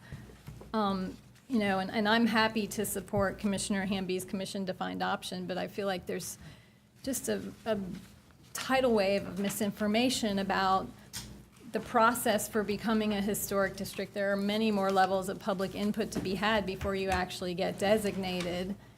And this is simply a study to find out, the details of the entire area. And a historic neighborhood is a neighborhood. It's not a single property. The character of the area is the interplay of all the properties. So I just feel like there's a lot of misinformation and the need for a lot of education as to what a historic district is, what historic designation means, what the process is, and what it means once you are a historic district, what it means for you when it comes to changing your properties, because there are many, many, many, many homes out there that have basically doubled or tripled their footprint going through the HBC process. There are a lot of beautiful homes in Cobham that are worth, close to $1 million now. And they're historic homes that have gone through that historic process to get those additions. And I'm about to go through it to rebuild my carport that got squashed by a tree on 4th of July. So I just hope folks can take the time to educate themselves, maybe go to some HPC meetings and talk to folks in other historic districts to fully understand what it means to be in a historic district and the benefits to the greater community. Ms. Ronnie? Thank you. I have several things I want to speak to, and I also want to say that the commission-defined action is coming from Commissioner Bell, Commissioner Hamby, and I signed on myself. This has been a bumpy road, and it's the reason that we need education is because it is confusing. And part of the things that have changed is because we've changed from the processes and the procedures. We started off anyway, and that's where some of these bumps in the road have gone. And I think that adhering to the processes is where this commission-defined option has come out. We're going back to the boundaries that the moratorium included, because those people were at public hearings at the library in May, and there were people coming together to hear the same information at the same time. And that didn't happen when this next phase happened, and we've heard people talking about, I think the Cherokee Avenue is a good example of all of a sudden they're being included. And so there wasn't the public hearings and the input for those people to learn at the same time. So I felt it was important, and I think that that's where this commission-defined option is coming forward to, is to get back to where we started. And we are listening for the Milledge Circle west of Highland Terrace. I think the number was 34 houses and 20 that signed to be excluded. That leaves 14 that are probably the ones that are eligible for the designation as a landmark when that process comes forward. So we're leaving that window for them. And I have a copy here of what we're looking at if you guys want to have that, since it just came forward today before the millage. The people who came here for that, it's got what we're talking about. I'll hand that over before you guys head out. But I think that we've talked about this before, that the confusion and misinterpretations of the process, everything from the Historic Preservation Commission and this process, it needs to be improved. But right now, this is what we have, and this is what we need to adhere to. And I would really like to see this in committee where we can properly discuss it. I think Chase Street is an example of when we're trying to change processes and procedures behind the rail. And if they need to be changed, we need to change them in the proper place, which is, it's always confusing when it's done behind the rail. Well, while there's still folks here that are interested in this subject, I will let you know that at the end of the meeting, I make committee assignments, and I intend to assign the Historic Preservation Ordinance and all related procedures to committee to be thoroughly looked at and vetted tonight. So, Thank you. So that's going to happen at the end of the night, but y'all all may not be here, so I thought I'd let you know. So we have a motion, we have a second. Mr. Sims. I just want to be absolutely clear. Now, this vote right now would take the people that are on the west end that do not wish to have this out of the moratorium. From Highland to? Yeah, I mean, from Highland Westlake. out to Westlake. They would no longer be under that, so if they wanted to start construction tomorrow on something, they could do that. Okay, that's the Both first the thing. moratorium and the study. Okay, that eliminates them for that, okay? The other thing is, are there any people in the study area that we have who have expressed opting out? And that's. Yes. I mean, I need to know that question. Well, from one came somebody. to the podium tonight, so yes, there are. Okay, are there people that wish to opt out of this? Absolutely. Madam Mayor, I do need to make a clarification on that, though. It's not really, there's not an opt-out option. The second part of it is a landmark designation process. When we're studying a district, that's district is the whole district is study. The point of during the study now, there is an opportunity for people to weigh in on whether or not they want it be in a historic district or not, and that's when it will come back to us decide if we make the whole district a historic district or not. So basically, what we're saying here is the area that we have designated, everyone in there will be studied, but That's they will correct. have an opportunity if they choose to opt out at a later Well, time. that's something we'll have to decide at that later time. Yeah. That is not what I was told. I'm just, like I said, I'm trying to get, I don't want to I be would like it confused on the vote. clarified, but that I was told that they would have the option, even though the county is offering to pay for the total study, that if they chose for their house not to be a part, that they would have that option to opt out. I was told that. Well, I apologize for the confusion on that part. Not because by Mr. Hamby either. That was not, he was not involved in that conversation. Oh, okay. Like I said, I'm just trying to figure out who wasn't involved in that conversation, because that is, I just like to know that before I Yes. say yea or nay. Yeah. And we haven't answered that question, and that, if y'all want that tied down, you probably should amend your Well, no, motion. and I don't want it tied down because I think that's part of a historic district and part of why it's in the commission to find option, because that's an important part of being in a district, and we're talking about processes. That's part of the process. Part of the process is looking at the district in totality, and then deciding when the study comes back. The boundaries could change when the study comes back, or the properties could change when the study comes back. That's the whole point of doing the study, to see how it fits in with the district.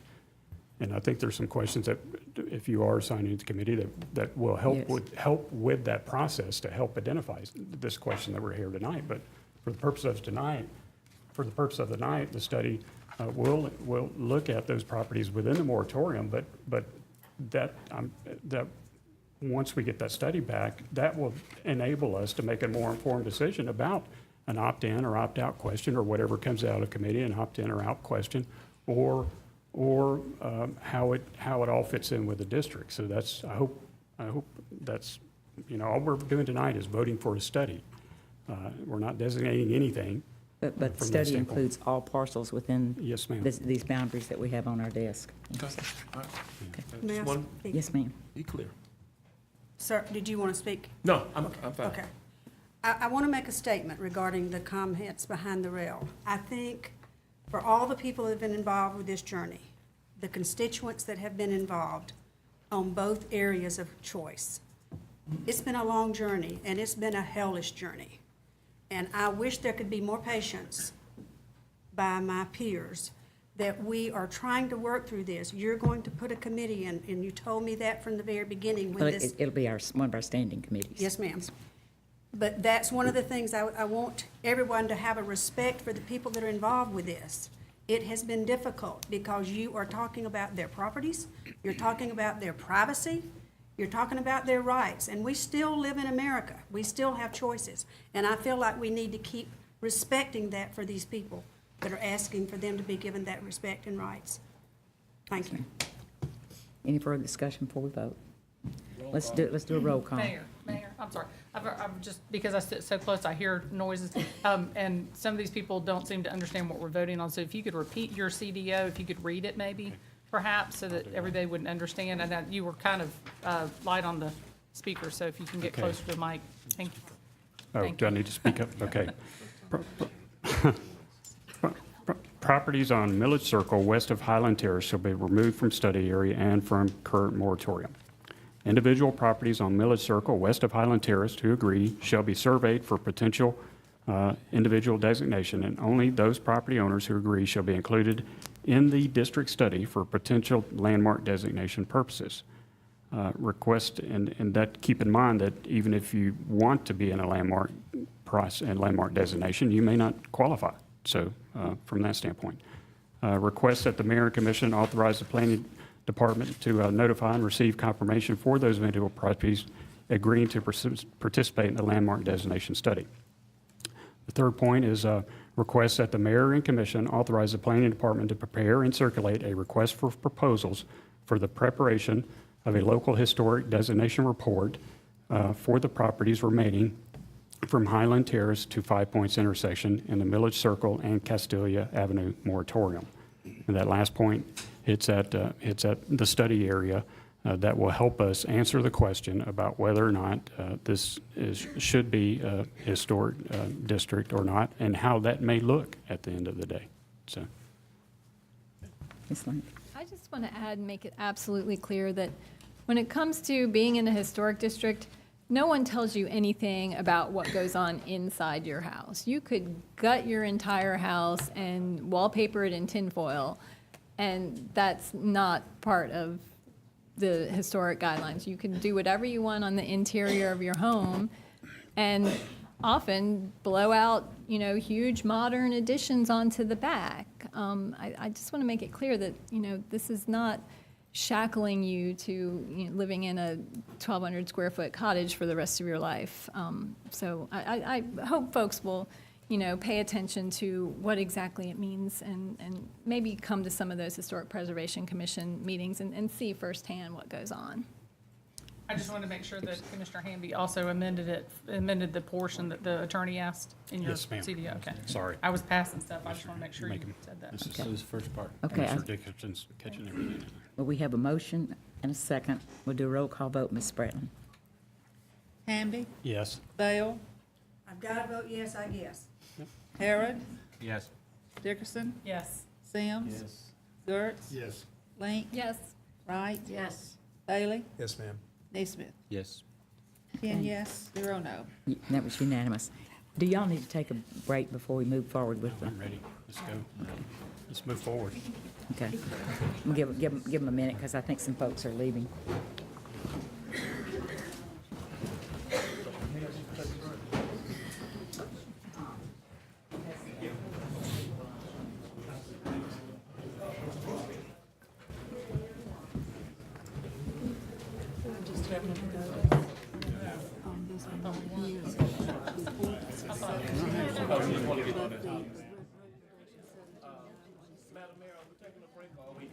Well, everybody said continue, but what do y'all want to do? We can take a break if you want to.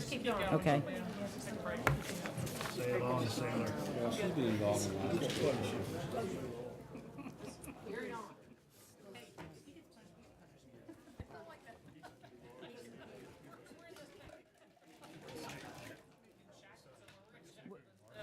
Would someone close the door for us so we can?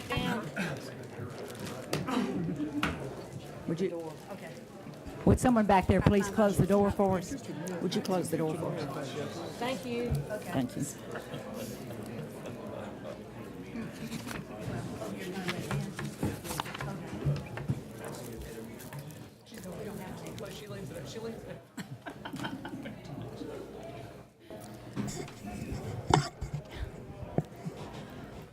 Thank you.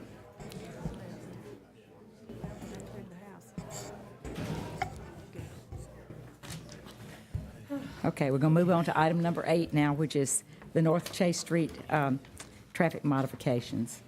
And I assume Ms. Link wants to start us. Yeah. And I'm sorry that I wasn't here for the agenda session because there's a lot to say, but I think that some of the folks who came to the podium had some good things to say.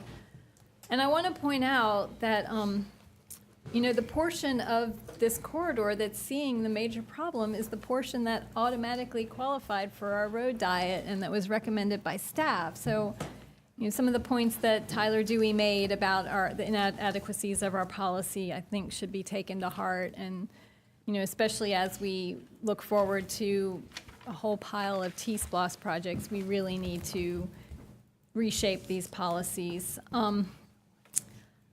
My main concern in this throughout this entire fight has been the safety of the folks who live on Chase Street and just off Chase Street who are crossing it on foot and bike every day. That's the main concern. Cars were entering the neighborhood going near 40 miles an hour, the majority of cars. And these, you know, there's at least a dozen homes on Chase Street. You know, folks who have businesses on the industrial corridor didn't seem to recognize that. You know, I did have one conversation with a gentleman who insisted that there were no homes on Chase Street. He says he drives down and turns onto Boulevard every day and he never noticed any homes. So if they're not noticing homes on Chase Street, are they noticing those speed limit signs? That's another question. And, you know, I really would like to see the portion from just south of Oneida Street to Boulevard maintained, you know, with the new striping. Apparently there are no problems there. I had some conversation with the assistant manager about it. But for the purposes of knowing that this is a temporary restriping back to the way it was, which is just going to mean the problems of speeding will persist.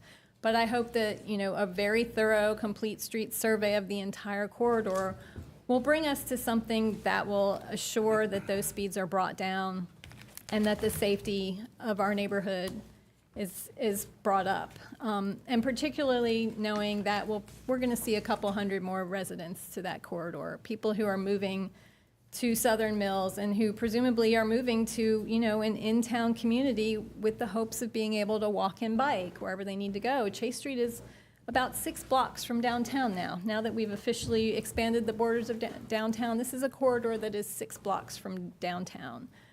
So it deserves that in-depth study, and, you know, that was something that I hoped we would get when, you know, I took this off the pavement maintenance list, but apparently that study was not thorough enough. And now that we have this bike master plan project going on, you know, hopefully it'll get that study and we'll get those recommended policies so we don't have to go through this again and we can have that upfront input and more nuance and more holistic approaches to how we treat our streets and particularly, you know, the opportunities that arise when we repave them. And, you know, this community as a whole is going to have a come to Jesus moment as our residential areas expand into our industrial areas. And we see it happening in cities all over. You know, industrial areas are turning mixed use and they're doing more and more to accommodate cyclists and pedestrians. And you can go to any major city or even smaller cities and see what they've done with those areas and what an economic boom it has been. And there's a huge potential for this Chase Street corridor to be an economic boom because sometime in the foreseeable future, it will be bounded by a greenway trail. We have 2 breweries. If anything attracts economic development, it's breweries. So it's really important that this gets done right, and I'm glad to know that our Complete Streets consultant is going to be taking a look at it.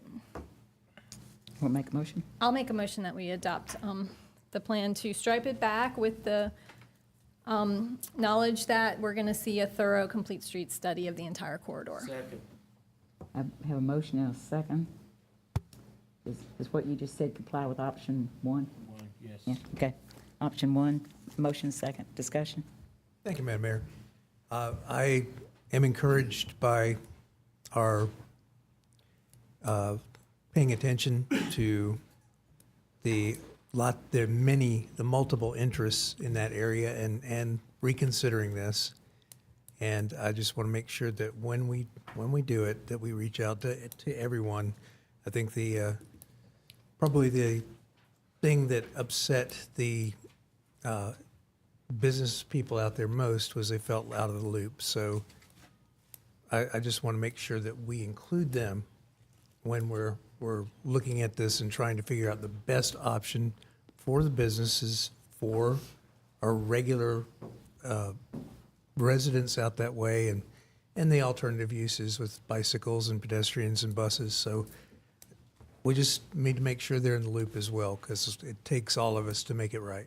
Thank you. Thank you, Mr. Bailey. Mr. Neesmith? Thank you, Madam Mayor. It's obvious that we need a better way to communicate with not only our residences and neighborhoods, but with our businesses. During this process, Blaine, Mr. Williams, can you tell me, were there neighborhood notifications that went out to the neighborhood itself about these hearings and so forth? No, I suspect, obviously we advertised some public forums and that was well attended. I think that there was probably some existing neighborhood listservs and probably Commissioner Link's communication. Right. That was Right. probably how the word got So the out. neighborhoods were well aware of it, but the industrial area, they don't have those listservs, and there's not an NNI for them, and so getting them notified unless they read the paper, which is a problem. So we might want to think about that. I think we owe it to them to be communicating to them as the citizens that they are, or the property owners that they are both. And I think we could have avoided a lot of issues here. So we need to think about that, Madam Mayor, and figure out a way to do that. Actually, communications have changed so much, and they're still changing so fast. It's something that the manager and I have been discussing. Are you going to tweet? No.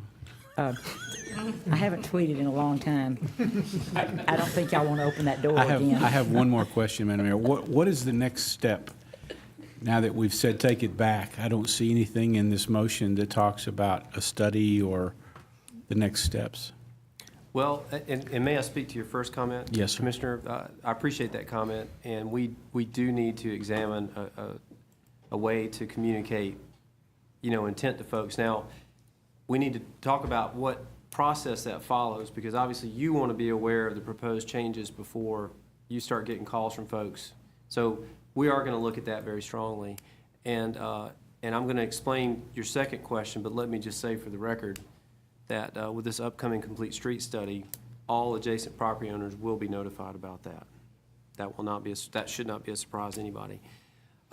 So what you're voting on tonight is to restripe the previous conditions with regular paint, not thermoplastic, so it can be removed. And we have already, the complete streets study has, it's going to move forward, and it's going to look at the entire corridor. And the consultant is one of the, I'm told, one of the experts in the country on this type of thing. And I think I've heard from some folks that are knowledgeable that they're very happy about that. So this is moving forward. There's no question about that. We've got the funding to do it, and then we would return to you with some recommendations based on what we got from the complete street study. Okay, thank you. And let me just add, so y'all are clear, the time frame, we'll come back to you in a work session to explain all this, and we're probably looking at November, December to do that. Okay, Ms. Dickerson, you want to be Yeah, recognized? well, so a couple of questions. The Complete Streets study will be just to the Newton Bridge Road, Chase Street intersection, or will it be down Newton Bridge Road as well? It's going to be from, I believe it's from Boulevard to Dairy Pack, if So I'm it's not basically mistaken. to the intersection? It's the Chase Okay. Street. And all the way to Prince? Go ahead, Robert. I think so. All right. Yeah, I believe it's the whole length of North Chase. Chase, okay. I guess, so some thoughts, in looking at the future development map, that area, the Newton Bridge area, essentially north of Oneida is all industrial employment. There's a little bit, if you get all the way down Newton Bridge, there's, Vincent Drive and the Cathwood and all that, but, that major area that we're talking about is industrial employment. And I hope, and I'm assuming that in the Complete Streets study that they'll take into account that is the current use and not what future use may occur at this point, because we don't know what the future use could be. So we need to, provide for what's currently going on. Anything on the southern mills, that's all sort of up on the, I guess, on the southern side of that area, and it may increase some stuff, but, that's still the main use of that intersection we're talking about that most of the businesses are concerned about is still industrial employment at this point. And I would hope that, and I think I understood correctly in listening to other people talking about this, that it will include looking at other ways for people, pedestrians or bicyclists, to use some of the adjacent roads, Chattooga, Barber Street, Nantahala, and all that to traverse as well. I am a little confused, though, because I kind of heard from Commissioner Link that she was suggesting maybe amending this to only be from Anita to North, but then Considered it. she considered it. And I guess I'm kind of curious why we wouldn't, if it seems like the majority of the problem is, is it a technical issue? You just can't really cut it at that point and leave everything as is from Oneida towards Prince? Well, and again, we have a study coming forth. Now, what I would tell you is the continuity of the corridor, you would have no bike lanes, then a small section with bike lanes, then no bike lanes again. Okay. And in talking with staff about this, we feel like it's more dangerous to, have a small segment where you've got a merging with cars rather than just have that consistency through there. Okay. Thank you. Okay, Mr. Bailey has to be recognized. Thank you, Madam Mayor. I want to mention, I think that Commissioner Dickerson's comments were very good. And yes, that area is an industrial area, and we need to keep that in mind. But do keep in mind, too, that you have a fair amount of residential traffic, people coming from that Vincent Drive and out that way to come into town, too. So it's not just, it's several things coming together at once. Now, we need to figure out a way to best deal with those traffic interactions. But it's not just industrial traffic there. There's a lot of other people coming through. There's people going out to Holland Sports, and there's all kinds of things going on there. Of course, there are a large number of trucks, and there are a large number of employees trying to get to and from work in that very concentrated area as well. So it kind of makes it a natural bottleneck, but it's not just the industrial traffic that's affected, it's others as well. Mayor, I'd like to add something, too. Yes, sir. Obviously, all of this is exacerbated by the interchange with the loop. And in talking further with Transportation and Public Works Director Drew Ressler, I was really encouraged by some of the ideas that he's bringing forth from other areas that are very innovative. And I'm really looking forward to that analysis and leveraging our relationship with GDOT to maybe make some improvements there for safety purposes. Mr. Neesmith, you've spoken once. Is anybody that hasn't spoken want to speak first before I go to the second round?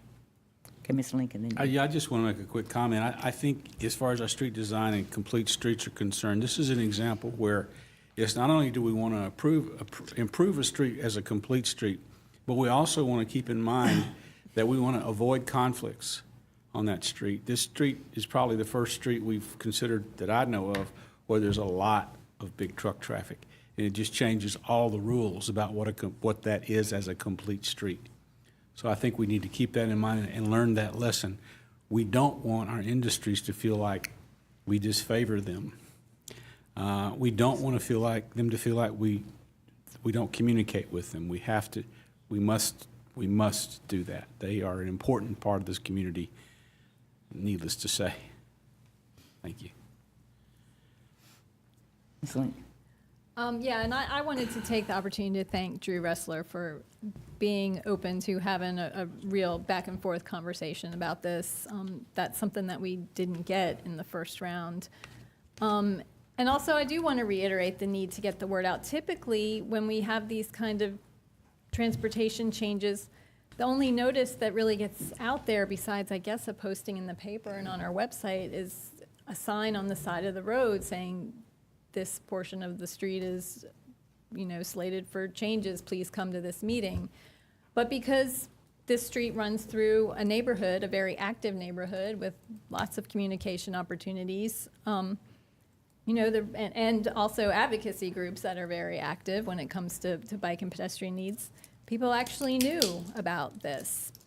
But the businesses don't have the benefit of those networks. So, maybe we need to consider something like, postcards being mailed out to all property owners within a certain radius or something like that.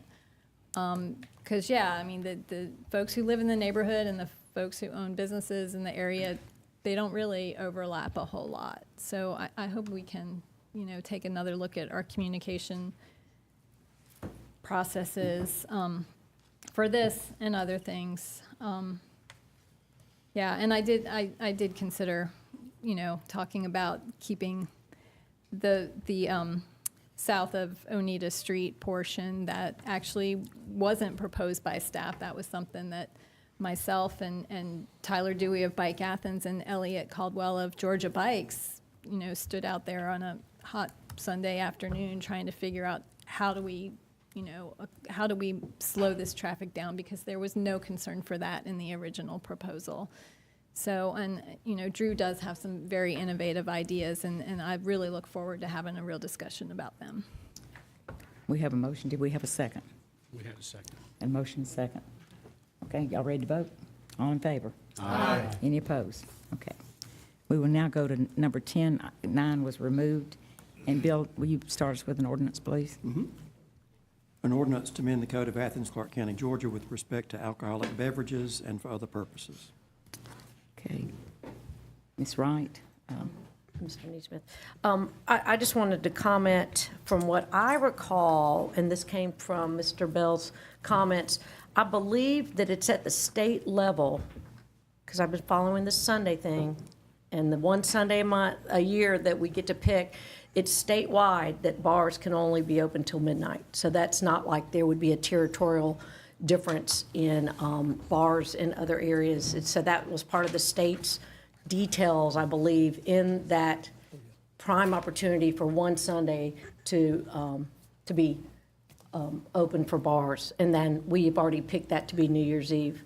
So I do understand the difference between the restaurants and the bars, but I just wanted to say that my recollection was that was a state level, not a county thing. Mr. Neesmith and then Ms. Link. Bill, help me here. Again, back to Mr. Bell's questions about Sunday sales. It says in section 635, Class D, E, and F licenses, which should be licensees, by the way. There's a typo there. Take note.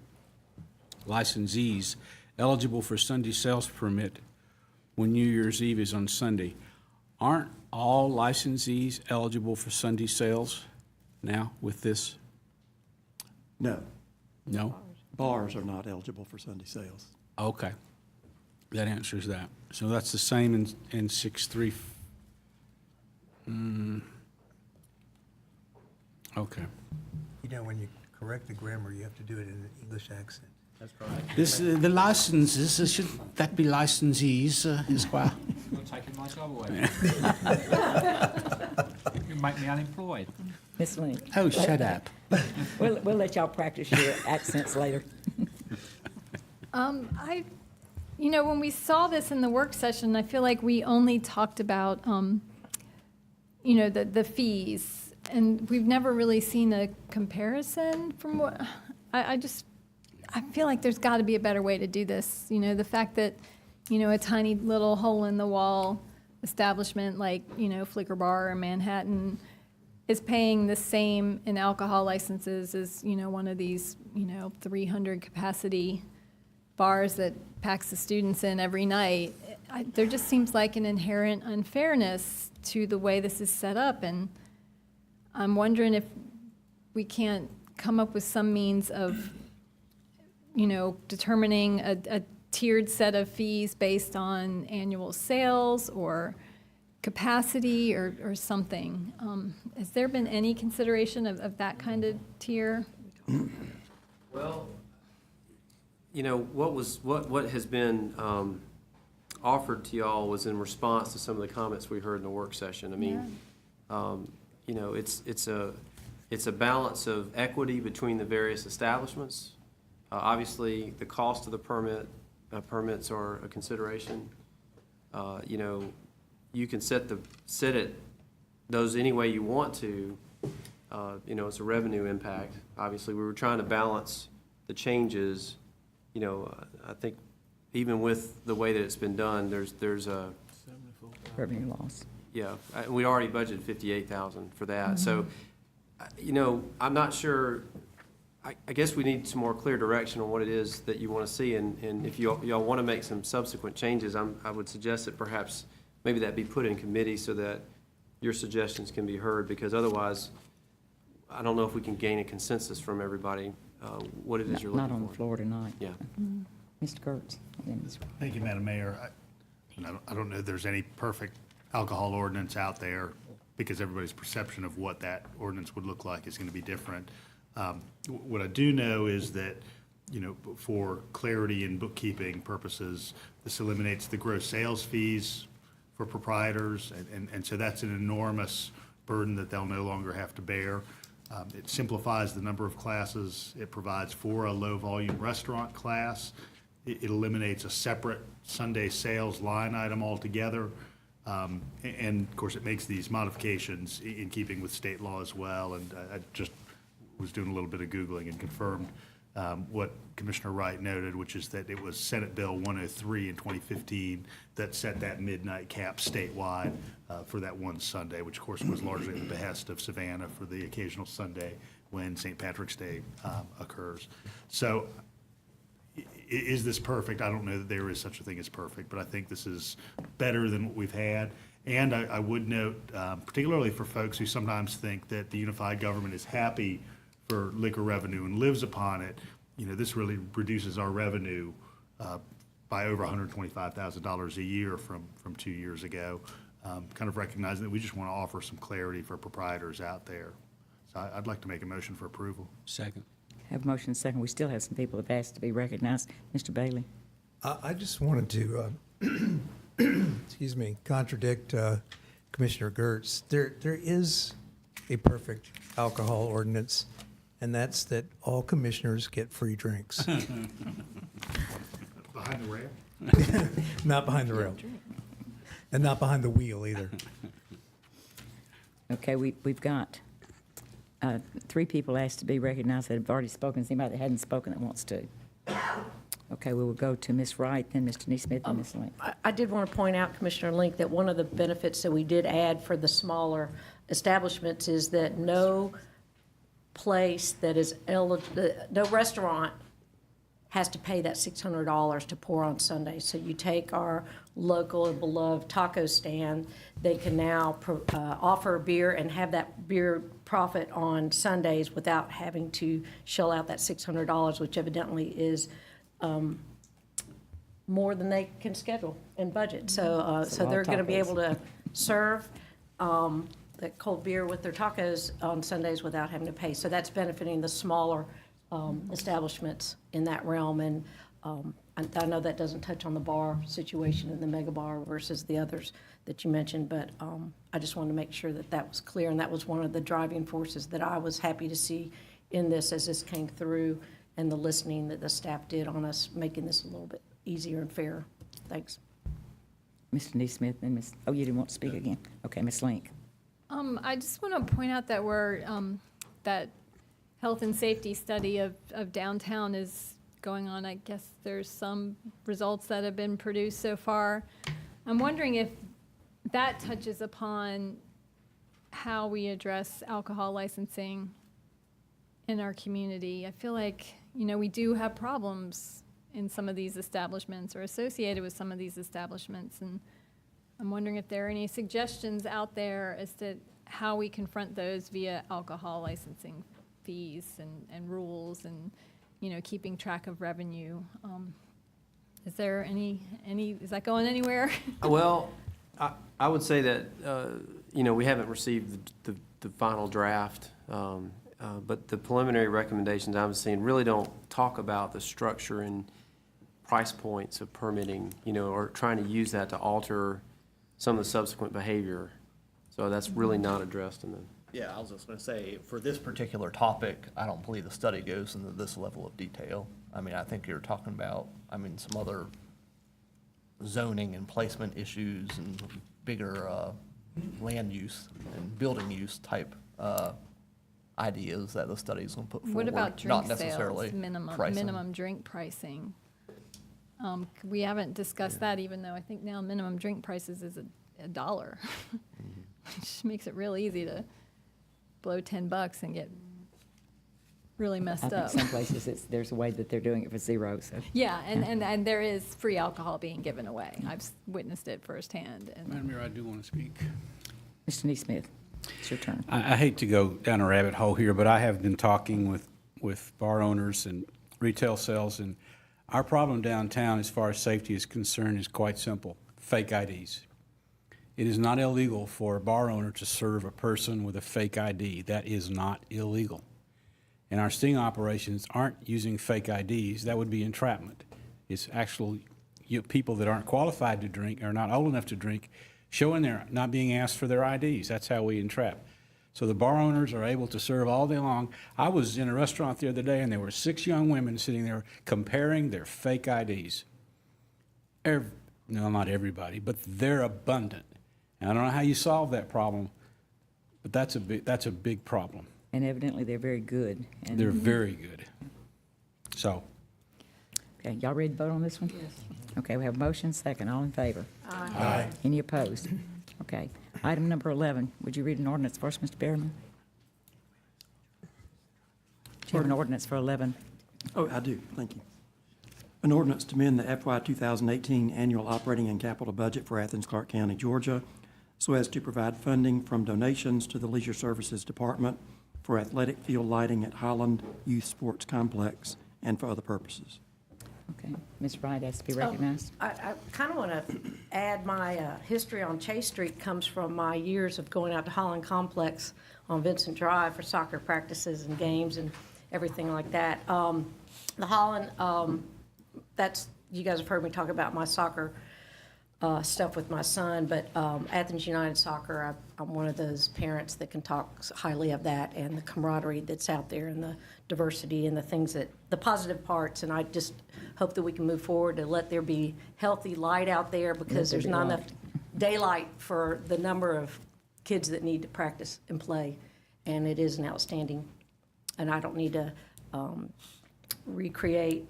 Michael Crane covered that, and I know it was covered last week as well. So And when it's dark out there, it's very dark. it's dark, and it's also the community uses it and they share it. And when an organized team shows up for their practice time, if the neighborhood or an unorganized or loosely organized group is out there playing, it's shared and they move on when the organized teams come out there. But it's a great asset that we have out there at Holland, and I look forward to helping them get that diesel out of there.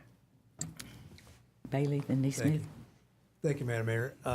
That park is in my district, and I've had some conversations with the folks from Athens United, and I think that we're very fortunate to have an organization that's willing to partner with us the way they have.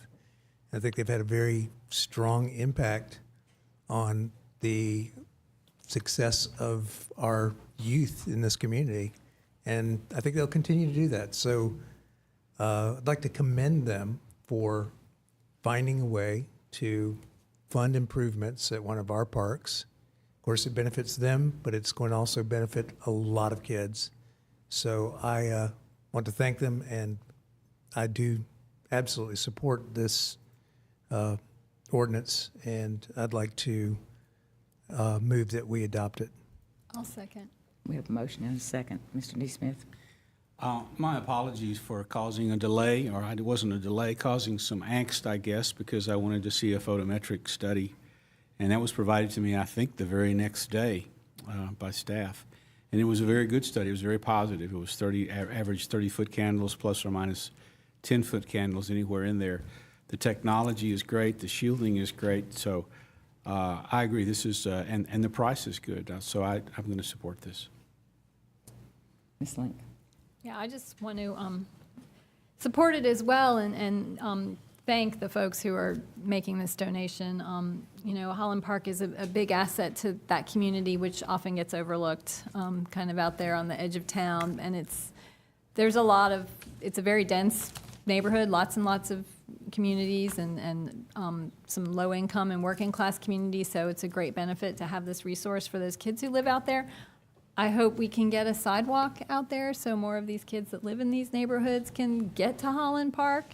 And I hope one day we can make the investment and get some basketball courts out there. There's a great need for that too. So just want to add that.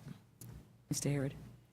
Thank you, Madam Mayor. I just have one quick question. So the bid that's come back is $229,000, but the options suggest or recommend approving a donation of $165,000 and then authorizing expenditure of an additional $125,000 from Leisure Services capital improvements. Those two numbers are bigger than the $229,000. I'm no math whiz, but even I can figure that out. Is there a reason for that?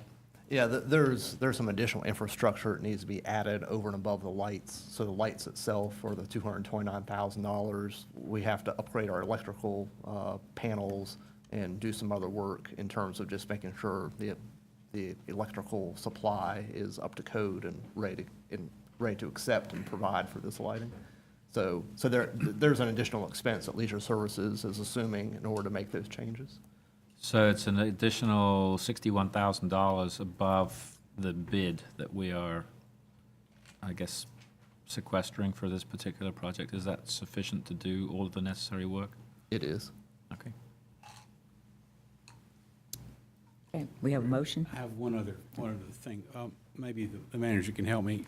As I've written, I'm concerned that the downside of this is all this white light, which is blue light, which is going to have an impact on the environment, and in particular, even the flora and fauna of the area. And the only way to minimize that impact is to somehow have a policy that the lighting is on only as necessary. Is there a policy that you, Leisure Services, can put in place to assure us that that is the case? I would say the policy is that it's on when we have games and practices scheduled. Right. So when it's being used, it's on. One of the nice things about being able to utilize a newer and higher level of technology is we have greater control, more control than we've ever had with any other type of light structures. So we can make adjustments to timing very easily, remotely, and it's really a game changer in terms of how we have the controls to minimize the length of hours that the lights are on. Okay, thank you. Okay, have a motion second. All in favor? Aye. Okay, thank you, guys. Yeah. Okay, we've removed number 12. We'll go to item number 13. And that's our audit report, review of boards and authorities, and I believe our recommendation for tonight is just to accept the report. Yeah, Ms. Bryant? I just wanted to ask if it was kind of confusing to me that the Government Operations Committee and Legislative Review Committee are included in this, and if they're going to continue to be included in the lists, that maybe they're separated because they're only commissioner committees, and it's kind of misleading for Citizen Advocacy Committee listings for government ops and legislative review to be included. I'm sorry, I'm not following you. Maybe somebody else is, but what the question is. Well, I'm just, in the report for the Athens-Clarke County Boards, Authorities, and Commissions, it includes the Government Operations Committee and the Legislative Review Committee. And since those are only commissioners on that, it seems like maybe we could separate, if they're going to be included in this report, maybe we could separate them as a category being different than a citizens advocacy committee. It's just my suggestion. Yeah, I understand where you're coming from, because I honestly didn't even expect those to be included, because those are strictly commission committees, but. So it's just a suggestion I wanted to bring up. Okay, I mean, do you have a motion? Do you want to change something, or? No, I just, I'll make a motion that we accept the audit report, Okay, and great. that I just wanted to add that comment so Yeah. that if there's still refining to do before it may actually be published or printed or anything like that, that maybe we could separate those for clarity. Sure. Second. Have a motion, second. Discussion? Mr. Harrod, then Ms. Link. Thank you, Madam Mayor. I guess my question is, assuming that we accept the report, what is the next step? I see that some of these the manager has responded to, but is it the intention to send this report now to a committee, or? Not in total to a committee. Basically, what I intend to do is go through it, probably with the auditor and with the manager's help, and send parts of it to committees, yeah. Either LRC or I've got COG. something that I'm going to be a portion from this. There's one item here that I'll put to committee tonight. Okay. So, yeah. Ms. Link.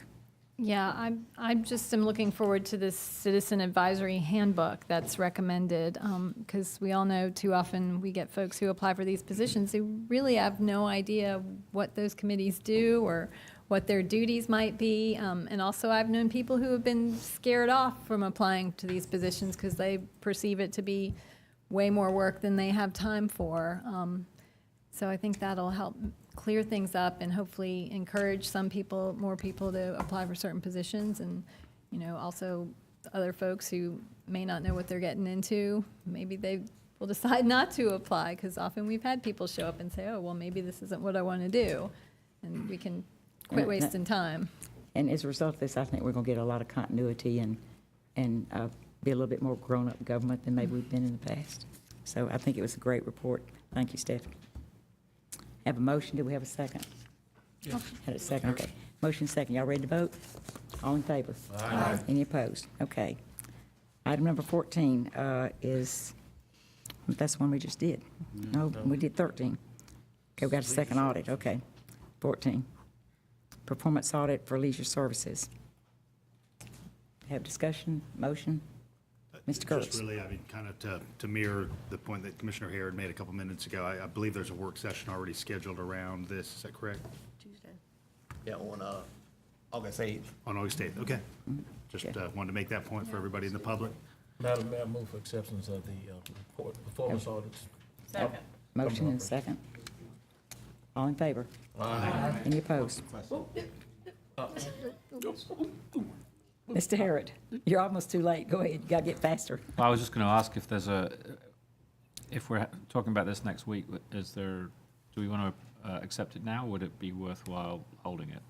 Well, we're just accepting it, it's know. it's not approval. So I don't see a problem. Almost everybody's already voted yes. Y'all want to change anything? And the content of the work session is not necessarily to do any debating, it's just to kind of update you on progress that were made on various recommendations. Okay, you okay with that? And I think the motion passed. That's the Okay. intent of it. So item number 15. Madam Mayor, I move for suspension of rules. Second. Thank you. Have a motion for suspension of rules. All in favor? Aye. Any opposed? Okay.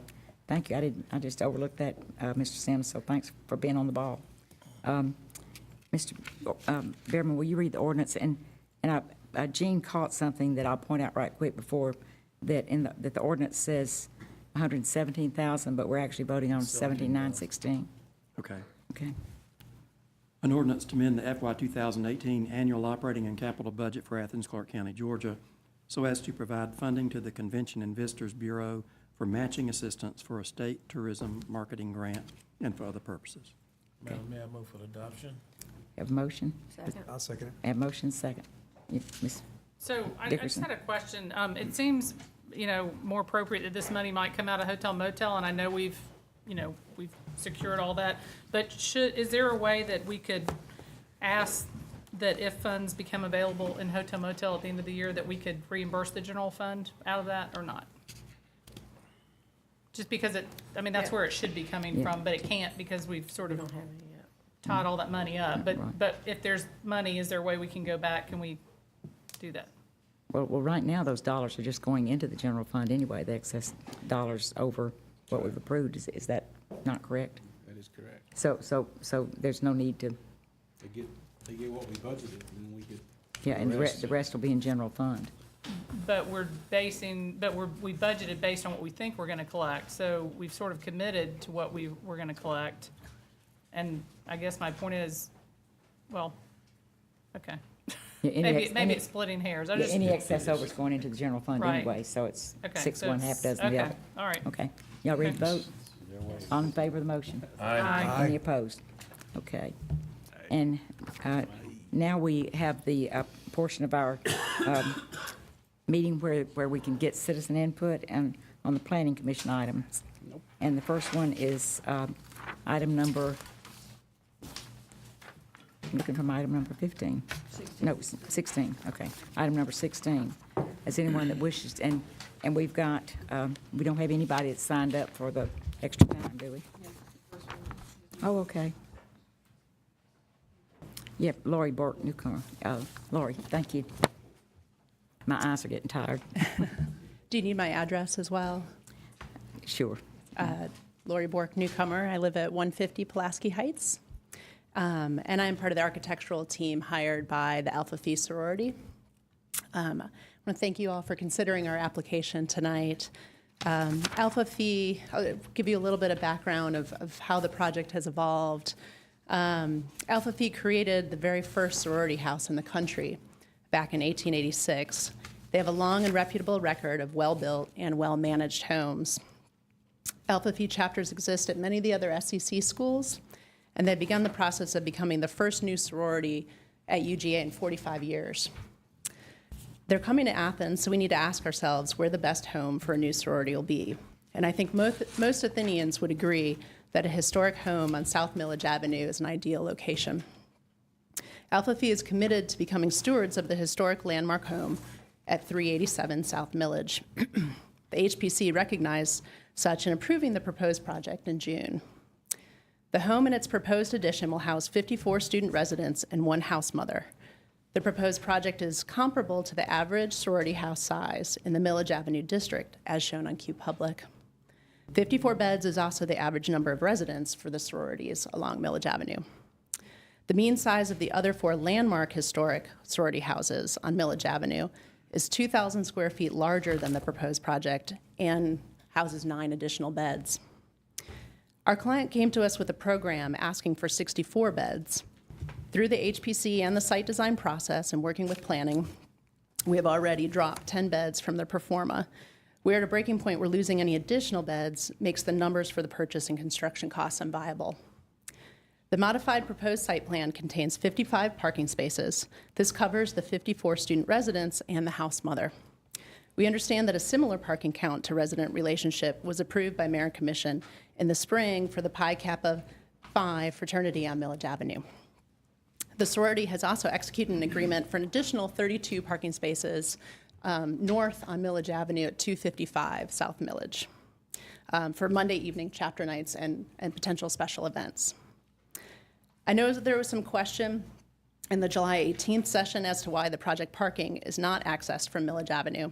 And so I wanted to explain some of the evolution of the design and assure you that all options were explored. Actually, I forgot my visual aid here.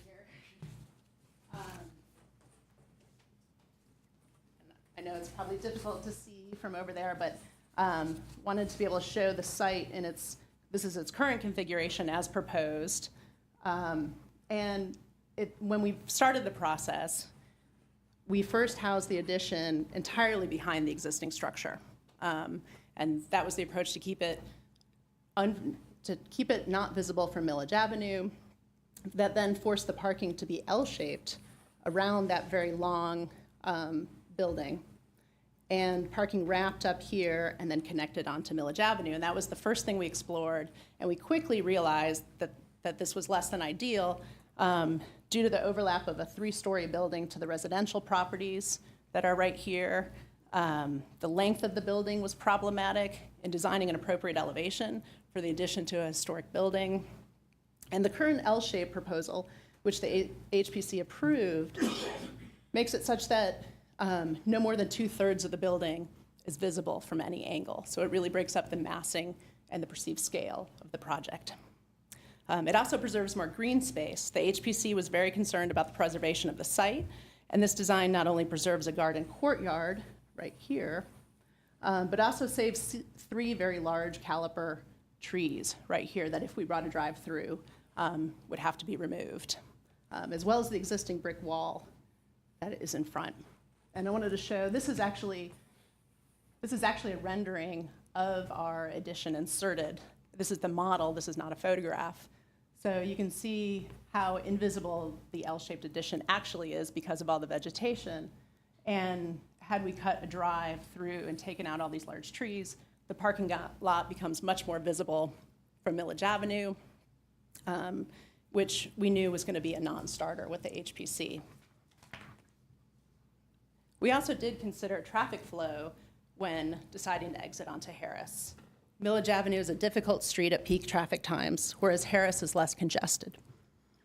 Also, if the parking were to exit on the Milledge, there'd be nothing to prevent people from taking that first left onto Henderson Avenue as the cut through to campus to avoid the traffic and the stoplights on Milledge. By exiting on Harris with a left turn only exit drive, traffic is better directed towards Waddell or Broad. Waddell has more of a multifamily use as opposed to the single family use of Henderson. And we did study the daily car trip calculations using the 8th edition ITE trip generation report calculator. The closest use in the calculator to a sorority are apartments. So we based it on the 55 residents as an apartment. And of course, that doesn't take into account the fact that it's not a typical apartment, and some students will leave their cars on the lot and take the UJ bus or walk or bike to class during the day. In any case, an apartment with 55 residents generates an average of 182 daily trips.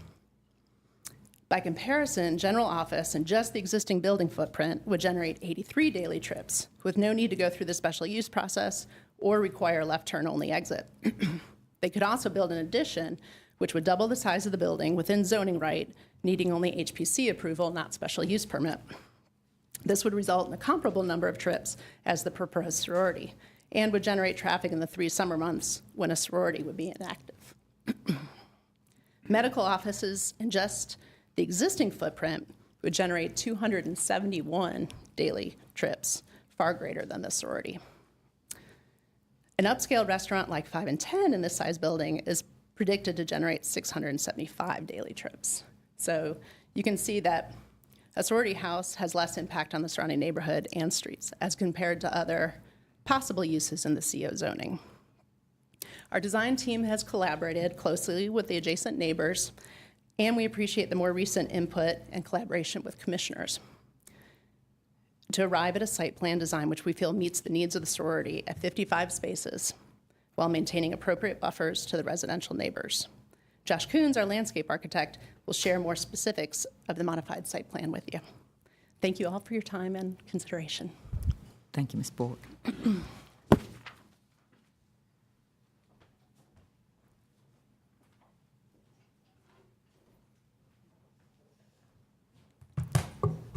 Madam Mayor, Commissioners, sorry, I sort of jumped in as the next person to speak in favor. I hope that's That's okay. totally fine. Go ahead. Lori sort of set me up there. Thank you.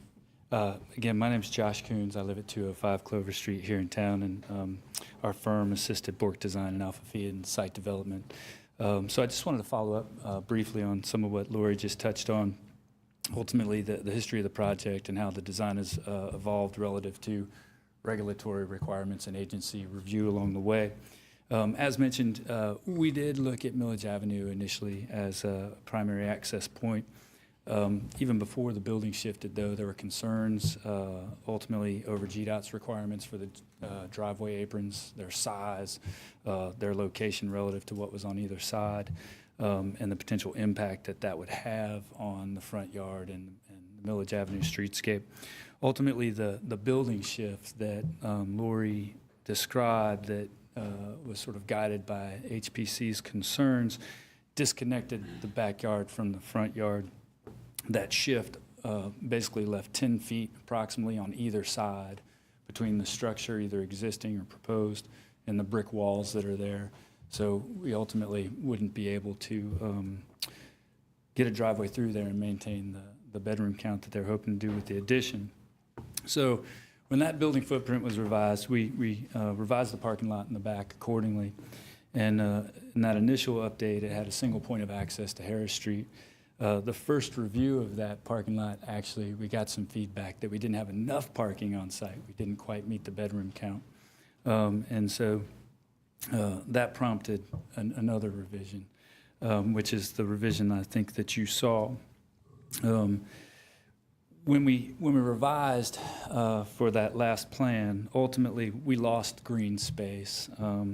We had to add the second driveway. We had to add additional parking adjacent to the residential properties next door. So in response to the comments that we heard at the agenda setting meeting, we've recently been able to work collectively with Commissioners Gertz and Kelly, as well as the adjacent neighbors, to develop a revised site plan that provides 55 spaces as suggested. It actually decreases the parking adjacent to the residential properties. It incorporates additional green space not only in the parking lot, but also adjacent to the neighbors. And it's this green space adjacent to the neighbors that allows us to save some existing trees that previously we were going to have to take down.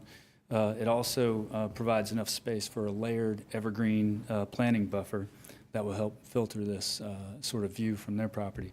Top it all off, we found a way to save the majority of the brick wall out on the street, which will help with that as well. So we just wanted to say thank you for the collaborative effort. We want to thank the neighbors.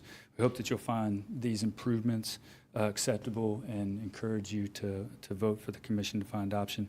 They'll be presented tonight. I'll be happy to answer any questions you may have about the site plan, any of the site plans that have been part of this effort.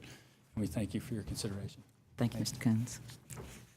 Does anyone else wish to speak to this? We are restricted to 3 minutes for the rest of the remarks. Yeah, Major Commissioners.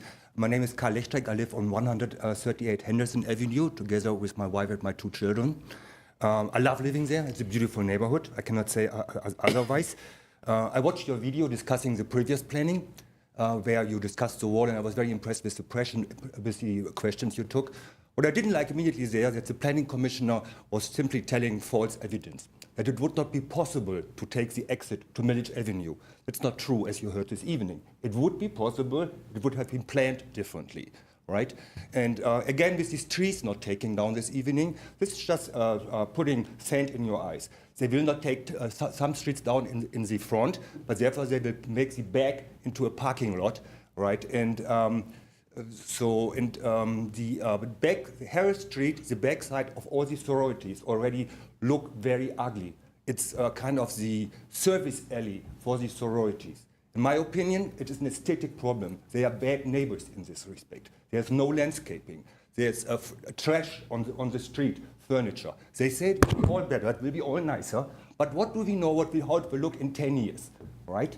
So coming to the next point, is that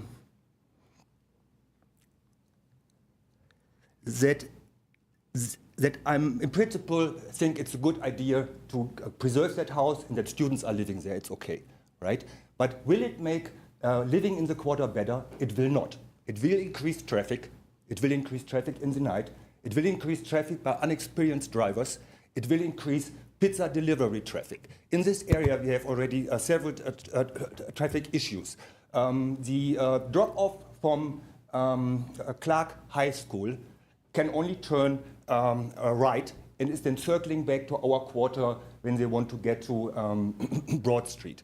On Baxter Street are 25 fast food restaurants who cut through Church and Harris delivering the food. Of course, the sororities and students take constant trips in very large cars and so on. So while it is lovely to live there, I cannot walk my dog without jumping onto these sidewalks. Okay? So how could we solve this more general problem that we will add traffic to this quarter? And my feeling is that the general plan is lacking in this city. There are no sidewalks on Church Street and on Harris Street. In my opinion, this new sorority needs only 10 parking lots. There's plenty of parking on Harris Street. There's plenty of parking on Church Street. Making this street more narrow, 5 spaces on one side, 5 spaces on the other side, will slow down traffic. And that is, I don't think that we can solve nowadays traffic problems with solutions from yesterday, like speed bumps and this nonsense. Narrow the streets down, and nobody will take those streets and drive on the street. Do I still have a second? Yes, It was said here that this historic home, today is your German evening, that this historic home is the best place. Coming from Germany, I only wonder whether these historic mansions are really best used as living places for elitist children. Thank you, Kyle.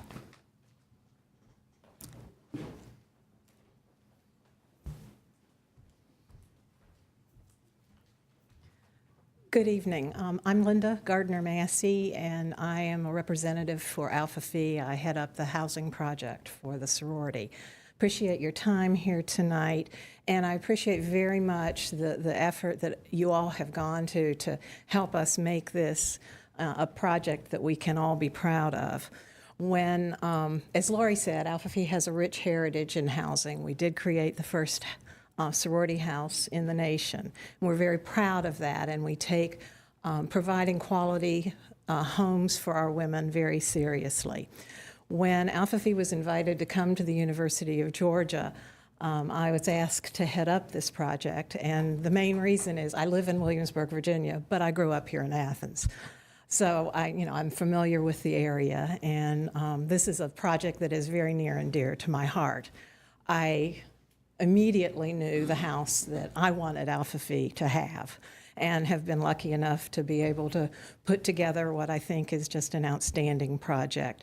We are committed to preserving this house to make it a showplace not only for Alpha Phi but for the whole community. I'm old enough that I remember what the house looked like before the Wilkins did their renovation in the early 70s. It was boarded up, and it was not something that the community was proud of. I just want to assure you that none of us want that to ever happen again, and I think Alpha Phi will take care of this property and provide a home for our women and a showplace for the community. With me tonight is our international president, Dina Gage, and a past international president, Krista Vecina. Krista will be heading up the project, Getting the Women, and of course, Dina is here as the representative for Alpha Phi. We will provide our names, our numbers for all of the neighbors so we can be good neighbors to them and work with them to try to smooth any of the relationships that aren't great now. Sometimes a new group coming into the community can help facilitate some very positive things. So we pledge to you that we will do that. So thank you very much for your time, and thank you so much for all the work that you all have done to help us with this project. Thank you, Ms. Gardner-Massey.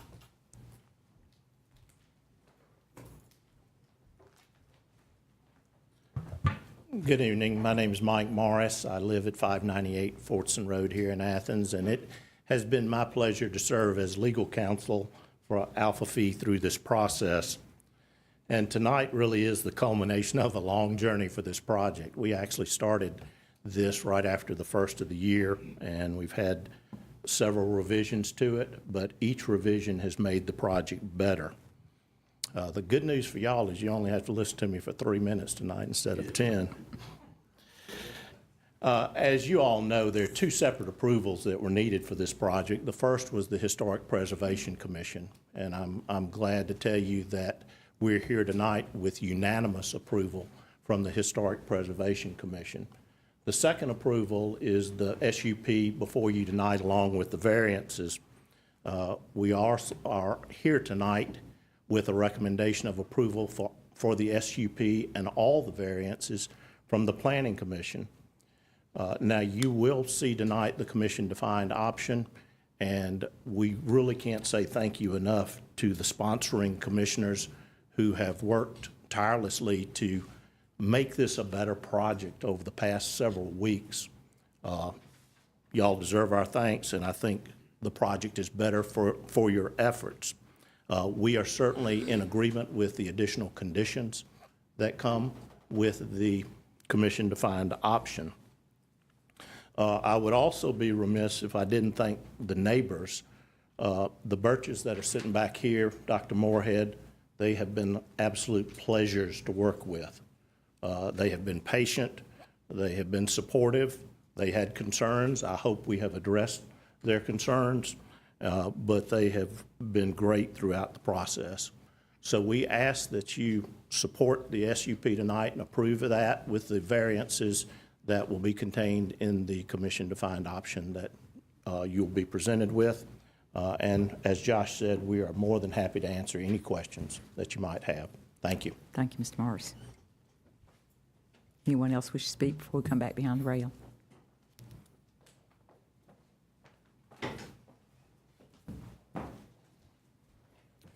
I'm Gary Birch. My wife and I live at 228 Henderson Avenue. We spent our first 25 years in Athens on Fortson Drive. And one afternoon, my wife said, I've discovered this house on Henderson Avenue. And I told her I loved being with the students 8 to 5 on the university campus, but I wasn't sure that I wanted to live in their neighborhood 24/7. But I was wrong. We have come to recognize the value and the quality of life living in a mixed neighborhood with our students. And I must say that in probably 22 or 23 years that we've been on Henderson Avenue, we have never had an occasion where we've been unhappy with the students. And I'm going to knock on wood. They've been great neighbors. At the same time, my good friend and neighbor, Carl Lectrek, has called attention to traffic issues with the growth of the community and the neighborhood between Baxter and Milledge, with the fraternities and sororities and departments. There is a lot of traffic, and I think the city has to pay attention to these issues. And I know you are. They're challenging, but I'm hoping that we can have some wonderful breakthroughs of having no freshmen have cars on campus. And my next door neighbor, Jerry Moorhead, who recently brought the property next to ours, I'll have to work on him a little more on that one. But hopefully we can solve these things in the community. Lastly, my wife and I have followed this process very closely because our property, which adjoins with Jerry Moorhead's new residence for his retirement, and we're hoping that won't come for many years, but he's bought that property next door. Our properties adjoin the parking lot, so we've paid close attention to this, and our home fronts on Henderson Avenue. We're on the corner of Harris and Henderson, so we see a lot of traffic coming around that corner. And now with the new parking lot in our backyard, we're paying close attention to it.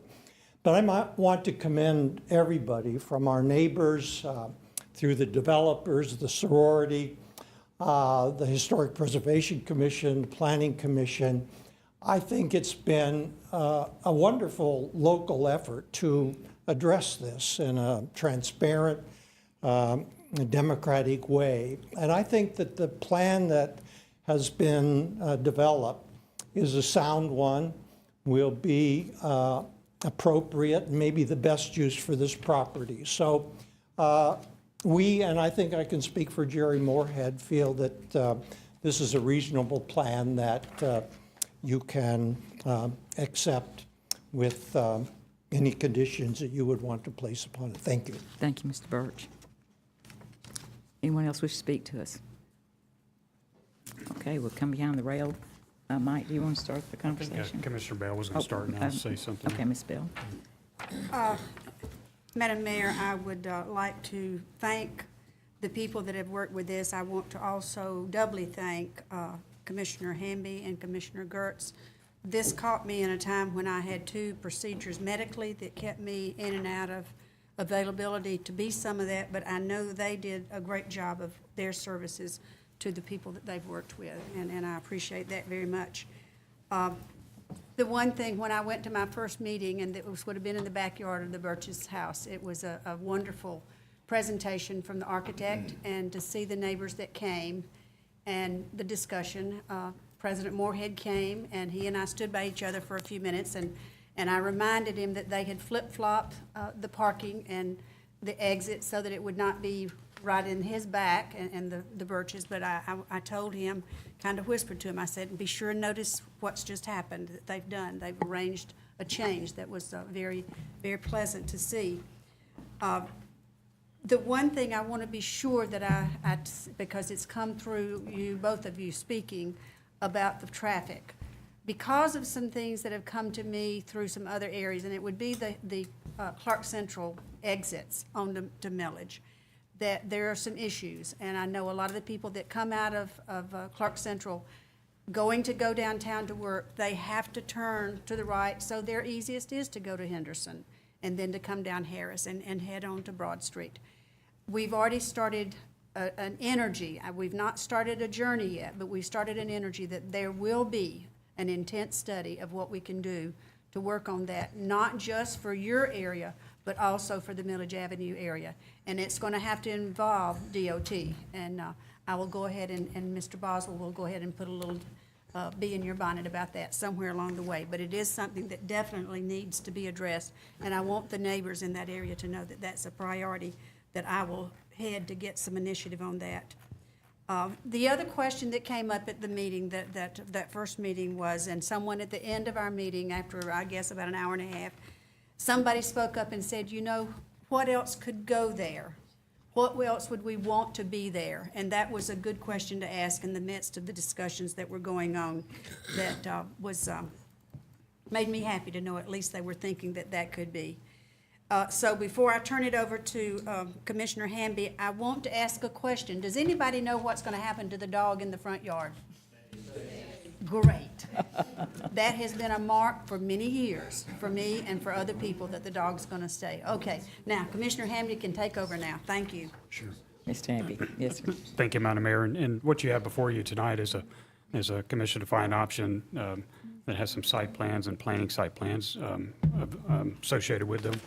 This is put together by Commissioner Bell, Commissioner Gertz, who, if y'all remember, the super districts used to represent this area as a super district commissioner, and myself. And I was fortunate enough to have a professor who lives along this street who taught me way back in the day. I had a class on the Soviet Union, and I'm glad I paid attention in that class, considering all the collusion and stuff that's going on today. So I think I got an A in the class. I don't really remember, but I hope I did. Fake A. Yeah, fake A, fake news. You may be getting some job offers from Washington. Be careful. So, but I will go over just some of the conditions that we've met with the neighbors about, and certainly these conditions are intended to help assure the neighbors mostly impacted by this development that what goes on there will hopefully have a less impact that they might have otherwise expected. So the first variance, and this came up during the discussion, and Commissioner Neesmith, I think you were the one who brought this up about lessening the number of parking spaces that are required there, and the architects have developed a plan that takes it down to 55 parking spaces. While at the same time doing this, I think they've been able to increase the buffer, the planning buffer between the residents and the parking lot. So that's a good thing, I hope. The other change in here that we looked at, of course, the left turn only on the Harris Street. We did ask for the back wall to remain as much as possible, and as they start developing that, the builders will work with the Director of Transportation Public Works to assure appropriate vision clearance. So this motion, or this option, design and alteration of existing wall parallel to Harris Street. If you remember correctly, they were going to tear the wall down and put some plantings up there, but the wall will add an additional buffer from Harris Street and such as that. So the next thing that is good about this option is the brick wall separating site from residential properties on Henderson will extend to meet the wall on South Harris. So there is currently a wall on one of the properties, but the developers and the sorority are going to build the wall on the other backside of the property that will also help with the buffering situation. And the commission defined option calls for the completion of that wall will be staged prior to any other construction activity. So the wall will be built before any trees are torn down or such, or however that, any construction activities from that standpoint. So the other part, of course, we want to make sure that there weren't any bright lights shining into anybody's bedroom at night. So there is a limit on the parking lot lighting will be limited to 2 10-foot poles, otherwise compliant with Athens-Clarke County ordinances. And any future lighting needs are subject to review by planning director and notice of proposed administrative action to the mayor and commission. I will highlight, though, that there are some street lights on Harris Street that do a good job of lighting the parking lot for security reasons if that's needed and such as that. But the light poles will be similar to what you would see on campus from that standpoint. So, and we have asked that exterior construction activity be limited to the periods of 7 a.m. to 7 p.m. Monday through Friday, and that construction vehicle use shall be prohibited on Henderson Avenue. And these are the things, some of the things that the sorority was requiring of their contractors as well. So that's that'll be good if that goes through like that. So at any rate, that lays out the specifics of the commission defined option. And I will say, I know there is a lot of concern about the traffic on Henderson Avenue, and I'd certainly be supportive of whatever efforts are studied or made available to help lessen that on that street. Thank you. And yeah, well, we're actually going to need 5 votes. So, Bill, would you read the ordinance for us? An ordinance to amend the Code of Athens-Clarke County, Georgia with respect to special use approval in the COMAC Commercial Office, Milledge Avenue Corridor District on the approximate 1.483 acre parcel of land located at 387 South Milledge Avenue and for other purposes.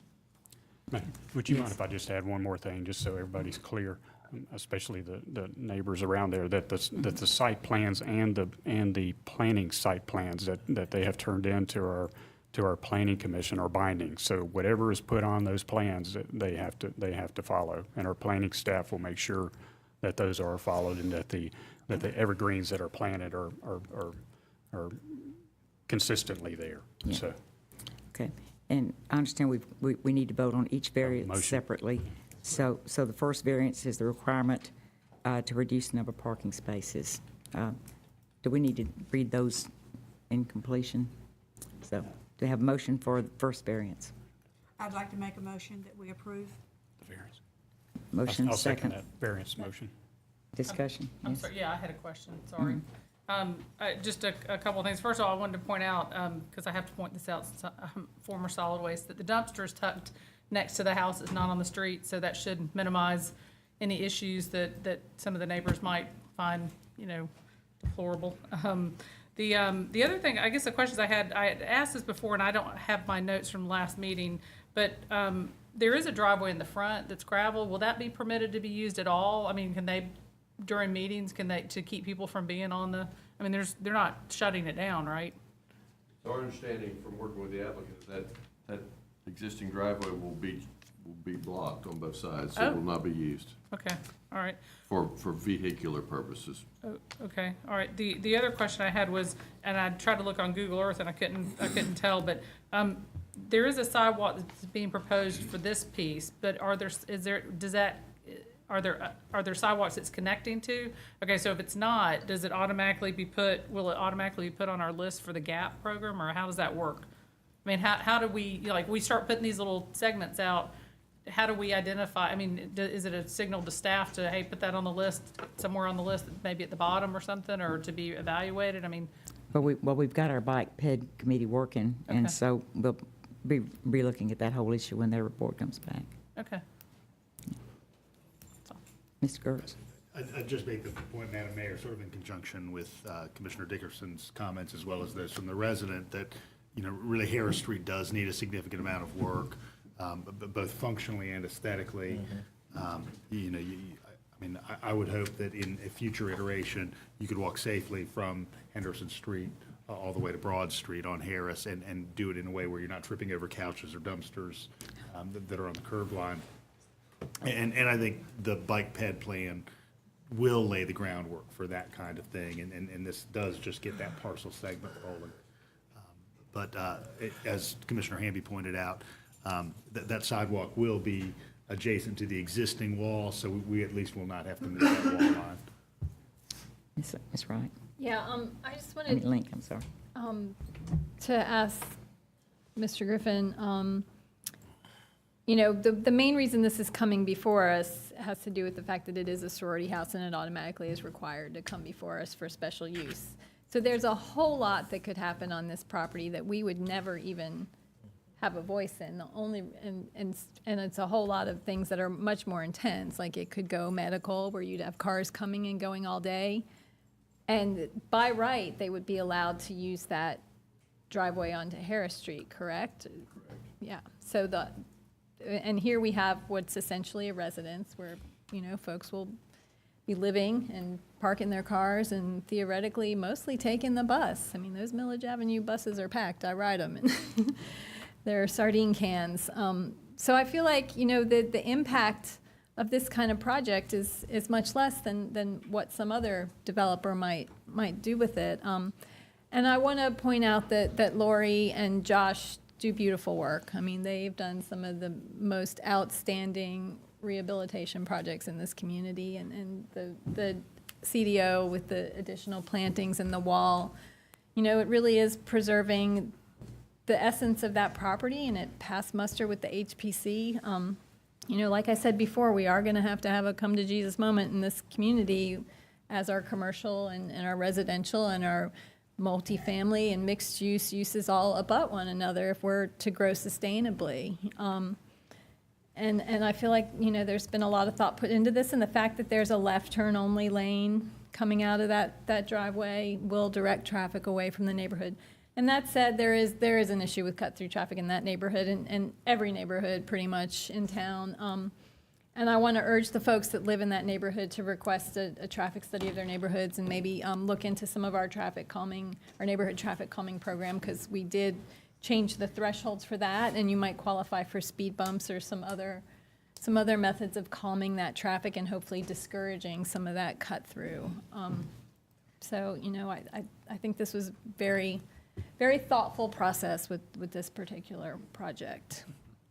Ms. Dickerson, you want to say something? Yeah, well, Commissioner Sims and I were looking at the pictures, and it occurred to me when I was looking at these pictures that some of these dumpsters are actually in violation of our ordinance. So we might want to check and make sure. I don't know where they were, but there's some that aren't. There's one clearly not on a pad, and then there's some people parking clearly not in a parking space. So we might want to try to look into that if staff hasn't already done that. So. Got that, Mr. Williams? Thank you. Okay. Anybody else want to speak before we vote on the first variance? All in favor? Aye. Any opposed? Okay. The second variance relates to reducing the required parking lot screening depth from 10 feet to 5.9. Can I have a motion? I'd like to make a motion that we approve. Second. Have a motion, second. Any discussion? All in favor? Aye. Okay. Third variance is to reduce the parking lot design requirements from stall depth of 18 feet to 16 feet and aisle width from 24 to 20 feet. I move that we accept. Second. Motion and second. All in favor? Aye. Okay. And then the last variance is to increase the allowable percentage of compact parking space from 30% to 62%. I move that we accept. Second. Motion second. All in favor? Aye. Okay. Now we get to the ordinance. We have a motion for the ordinance. I move that we accept. Second. Have a motion and second. All in favor? Aye. Congratulations. You have a new home.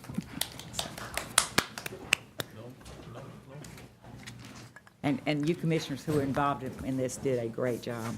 That was awesome. Okay. Thank you. So now we go to item number 17, which is student apartments, go from single-family residential to mixed residential. Will you read the ordinance for us, Bill, so I don't forget it? Yes. An ordinance to amend the code of Athens-Clarke County, Georgia with respect to rezoning 5 parcels of land comprising 1.194 acres located at 125, 135, 145, 155, and 165 Winter Court from RS8 Single Family Residential to RM1 Mixed Density Residential with Condition and for other purposes. Okay. Mr. Gertz. There may be somebody from the public. Oh, I'm sorry, public input. Y'all waited so long and I almost forgot you. That's all right. My name is Kevin Bear. I live at 1020 Christian Lane. I'm with Williams and Associates. And first off, I'd like to thank Commissioners Gertz and Neesmith for allowing us to discuss the evolution and the improvement of this area, and also the rest of the commissioners for allowing us to bring it for y'all tonight.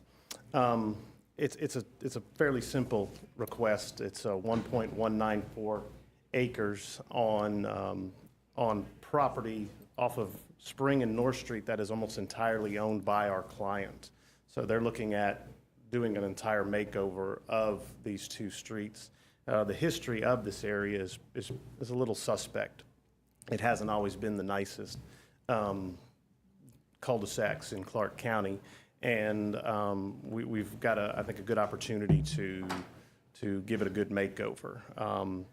The future land use map is traditional neighborhood, which we are compatible with, and in that definition of a traditional neighborhood, it requires higher densities are encouraged, but only in areas close to corridors and centers that have good access to transit. And there's currently an Athens Transit bus stop at the corner of Spring and North Avenue, which is less than 900 feet from these subject tracks. And I think that would warrant as being close to a corridor with Athens Transit. Also, we feel that that rezoning the 5 parcels to a multifamily designation will maintain the transitive nature of the parcels in this area from CG along North Avenue, RM2 at the front of this development, RM1 on the subject tracks, and finally RS8 fronting on Rue Street to the north and to the west of this parcel. The multifamily designation is also more compatible with the existing multifamily parcels that comprise the Archer on North development. Applicant has agreed to the proposed condition of requiring a 20-foot vegetative screening buffer where RS8 abuts the proposed RM1 parcels as part of the zoning transition. The proposed rezoning will only increase the number of bedrooms in this area by 3. Currently, the current allowable density of 16 bedrooms on the 5 tracks, assuming 3-bedroom houses on the 4 vacant parcels and 4 existing bedrooms on the occupied tracks. So the total proposed for the subject tracks would be 19, and the total allowable by right now, conservatively, is 16, assuming 3-bedroom houses on the vacant lots. As far as the improvements on the site, grading is basically non-existent out there. The little brief history of the site, the area in question, the 1.194 acres, had duplexes on it, which have been torn down about 6 years ago. So there's very minimal pad grading. They're all basically pad ready. So impact on the environment is very minimum. So thank you very much. Thank you, Mr. Barrett. Anybody else? Okay, we'll come behind the rail, and this, I believe, is in Mr. Gertz's area. Yeah, thank you, Madam Mayor. We spoke about this a little bit at the agenda setting meeting. They have a wider than currently necessary buffer provision that I think is a good provision for the single-family neighbors to their rear on Ruth. And other than that, really, I mean, I think it's referenced in the comments that this has seen an enormous evolution. I think I may have mentioned in the past, I had friends who were living here more than 20 years ago when I was in graduate school. I'd drop off at the end of our shift at the Holiday Inn, and that was a much different kind of a drop-off scenario than you would have today if you were going to go visit somebody there on spring or winter. And so kudos to really the sequence of folks who've improved the quality of this neighborhood, and I think this will just mean it's a more integrated neighborhood by having these parcels that can only be accessed by the Archer, all multifamily, and again, our lowest density multifamily zoning. So I'd like to make a motion for approval. Second. Have a motion second. All in favor? I have some discussion. Got some discussion? Okay. Yeah. I was hoping we were going to move on. Okay, go ahead, Ms. Link. I have a hard time, I don't know, justifying rezoning a property without seeing a plan. Like, I'd rather see a PD than go forward and rezoning single-family homes, or what were single-family properties, considering, you know, the demonstrated need in our community for single-family workforce housing in town. You know, this looks like it's going to be just another, you know, gated student housing community. Won't be gated. So I'm really, I have mixed feelings about this. I mean, we already voted not to turn the streets over to private streets. You know, this just seems another way in the back door to getting towards a gated style community. Mayor. Mr. Kurtz, well, I'll let you go because he's already. Yeah, it won't be gated. These are public streets. And I don't know if you visited the location, but the improvements they've made in landscaping and those buildings there is quite remarkable. It really looks nice and clean. And it's pretty obvious that the right thing to do is to go ahead and develop this as a residential multifamily. Those houses are no longer there. So multifamily is the appropriate place. And it also does one of our objectives, which is to move the density close to town, and this achieves that. So I think it's a very appropriate plan. Mr. Kurtz. I would just echo the comments that Commissioner Neesmith made about these being public streets, so this won't be gated. And again, given that anything that would be constructed here would be passing really 90% of the total ownership property that's exclusively apartments, I don't think it would be appropriate really for this to remain single family. You know, and then finally, just thinking about all the aspects of a development like this, we have building standards for a reason. You know, we have guidelines around how we construct multifamily, we have height requirements, we have material requirements, and so all those would be adhered to under the terms of this. And again, you know, we're talking about 10% of the property back on these two streets. Any further comments, Mr. Harrod? Thank you, Madam. I have a question that's not necessarily related to this specifically, but I noticed, Brad, on the map that came with this, it has Winter Court as just kind of a short little street. Mm-hmm. But on Google Maps, the street extends as a kind of a dogleg to the east, I guess. Is there a reason that that's not on the little map that came with this? I mean, the road actually ends, I think what Google Maps is picking up is the road kind of converts to a driveway and turns east and it runs up along the units. There are some units up in there. Okay. And I think the mapping companies have picked that up as a street, but it's actually Winter Court ends at a cul-de-sac with a driveway running off of it. Okay. Anybody else? Okay, we have a motion second. All in favor? Aye. Any opposed? No. Okay, sorry, should have done a roll call. You got that though, didn't you, Gene? Okay, this is the time in our meeting that if any citizen wants to speak to us about anything not on the agenda tonight, now's the time. Seeing none, we'll come behind the rail. Wait a minute. Can we just enjoy this moment for a second? I don't think this has ever happened before, has it? I'm trying to keep remembering. Yeah, take a deep breath, yeah. Maybe it'll happen again, although we love to hear from our folks. So the first thing, first items from Mayor and Commission come from me, and I need a motion and a vote to recommend the reappointment of James Gauden to the Department of Family and Children's Services. Do I have a motion? Second. A motion second. Any discussion? All in favor? Aye. And I appreciate him wanting to stay on. Thank you. And I want to make sure that everybody remembers that we've got a special call session on August the 8th at 4:30 to consider HPC appeal. And we will need a quorum. What day was that? It's the Tuesday the 8th at 4:30. Yeah. And then Madam Mayor, I will be working that day and will not be able to attend. Okay. And I'm hoping maybe everybody else will make it because we've had a problem with getting quorums for these in the past, so just remember how important it is. And I've got a couple of things to refer to GOC, both of them. First is the review of the ordinance and policies and procedures related to historic preservation, and that was the one I mentioned earlier. And then the review and interview process and selection methods for filling boards and authority vacancies, which is part of Stephanie's report to us. And that's all I have. So, Mr. Williams, do you have anything? Mr. Berryman? No, thank you.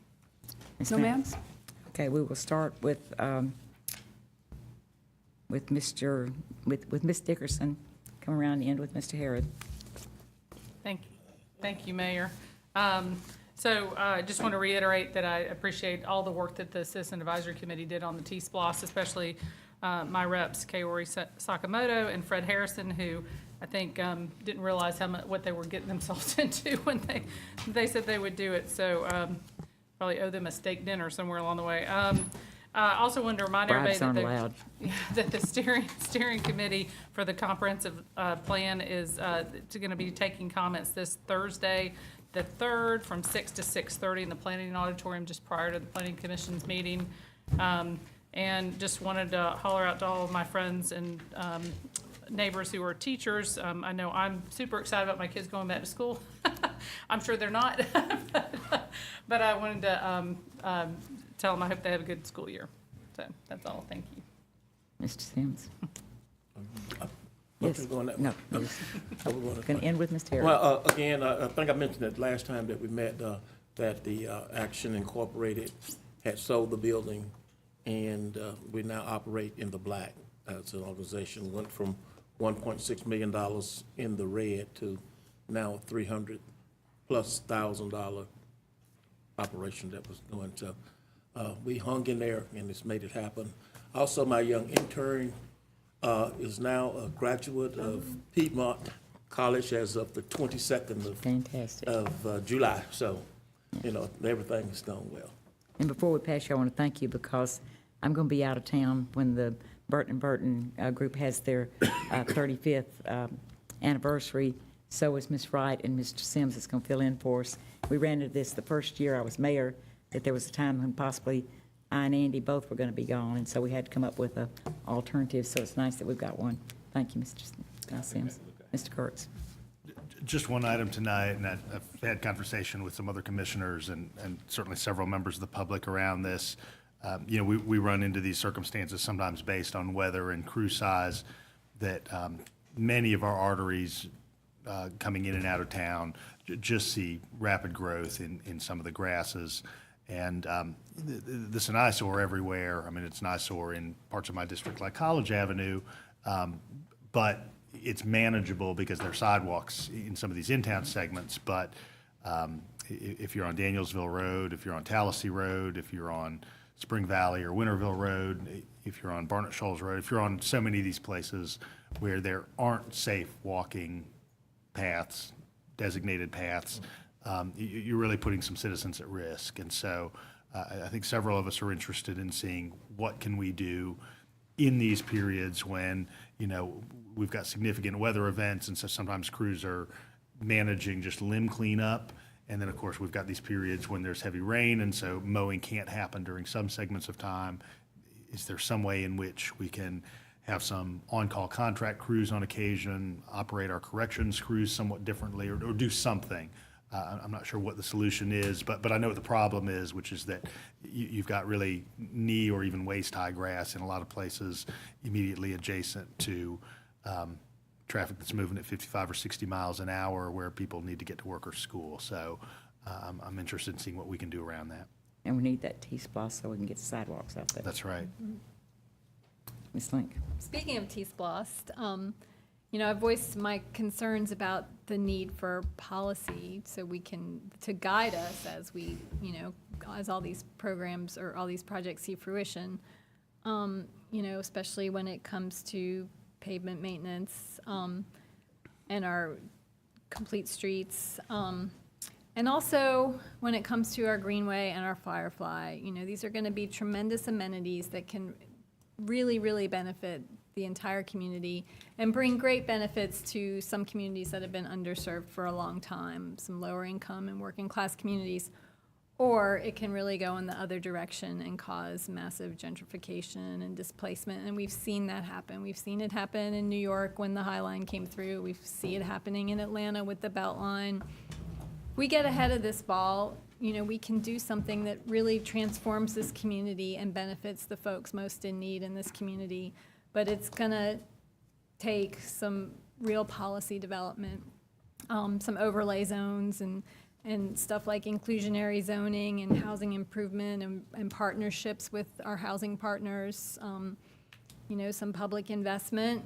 I'm hoping that maybe in our SPLOST, which is coming up, a new SPLOST in a couple years, we can invest in housing and some, you know, entrepreneurial encouraging programs. So I hope that's something we'll take really seriously, because it could really end up being bad news for a lot of folks unintentionally if we don't get this right on the front end. I have a prop. I want to ask how many people have seen this lovely green bag, this flyer all over town, and I want to get an understanding about the fine line between littering and advertising. So I'm out walking, I pick these up, put them in the garbage bins, because they're thrown, from what I'm seeing, in every curb cut, every driveway, whether it's for sale, business, and they just sit there, and a lot of people pick them up, obviously, and read what's in there. But I'm just trying to get a handle on how to report these things. Oftentimes, in December, remember the old phone book? Yeah. So the phone books are handed out, and so it identifies people who aren't there maybe on Christmas break because they're tossed into the yard. So I'm wondering just how we're supposed to address that, and if we can get some clarity on our follow-up thing on how to report it, or if people have to get a permit to do it, and maybe they have to put it up on the front porch versus just throwing it in the yard. But this is littered all over you've seen them? And it is litter. And it is litter, so I don't understand how they can do it, but if we can get some clarity on that, We probably need to clarify that. Thank you. Thank you, Madam Mayor. And to add on to what Commissioner Wright was talking about, a lot of people, it ticks them off that's thrown in their driveway, and they don't pick them up out of protest. They will pick up any other piece of trash, keep their yards nice and neat, but it ticks them off. They'll leave those things there, and they'll just disintegrate inside the bag for months. I don't know why, but that's what happens. So maybe these things shouldn't be thrown into people's driveways. I wasn't planning to talk about that, but just made me think of it. I did want to piggyback on Commissioner Gertz's comments about the mowing schedule and crews, and I know that we have limitations. I know we don't have enough of a crew, we don't have enough equipment, and I know that we've had some weather situations this year, but I do think it is very important in areas that there aren't sidewalks, and especially on routes to school where you've got young kids walking, that we do everything we can. And I know that both Commissioner Gertz and I put in a request about a specific area around a school out Jefferson Road. But in general, I think we need to, as he stated, we need to look at it and find a better solution. Not faulting staff in the least, because I know there are limitations and there have been some weather issues too. But I'd like for us to see how we can address it better in the future. Thank you. Thank you, Madam Mayor. Yeah, I'm going to carry that ball a little further because we have the same problem on Cleveland Road. In fact, we've got Johnson grass in one location that's well over 5 feet tall. I'm not even sure how they're going to cut it. Yeah, we need to solve that problem. And also, the other thing is that we're seeing this tall grass along people's along the street, where people aren't cutting through their swale and onto the street. They're just letting the county do it. And I wonder if you can answer the question sometime, who's responsible for cutting the grass on a street in front of somebody's house? Is it us or is it they? The other thing is I have this question, an economic development question. It was asked me recently. Is there anything preventing distillers from opening up operations in our county? I don't think we have any local regulations that would prohibit that. In fact. Are there any state? Do we know? We have a class, a distiller's class license. We just not had anybody apply for one. Okay, well, hang on. Thank you, Madam Mayor. Everybody's happy in my district. You're Madam talked Mayor. out. Ms. Bailey. At least I think they are. I hope they are. Mr. Harry. Oh, sorry. I guess a couple of things, just to follow up on Commissioner Wright's comment. Those irritate me as well, and Attorney Berryman and I have been back and forth on this over on several different occasions, and there are some substantial Georgia Supreme Court rulings that relate to the abilities, or rather the inabilities, of local governments to restrict that kind of distribution of a quote-unquote free press. But I'm sure Bill could probably put together a memo or something to provide that information to all of us. I also would like to thank the Citizens Advisory Committee that worked on T-Splast. I think they obviously worked very, very hard. I think we have ended up in a good place, and I also would like to thank the two members that I requested that the mayor appoint, which are Buck Bacon and Sue Plaxon. I think it was probably more work than they thought it was going to be when I asked them to participate, so hopefully they won't accost me on the street and bend my ear too much. So thanks to both of them and to all of the other people that served. And with that, I would move that we adjourn and go into an executive session. Thank you. All in favor? Aye. You want to take a break? Yeah.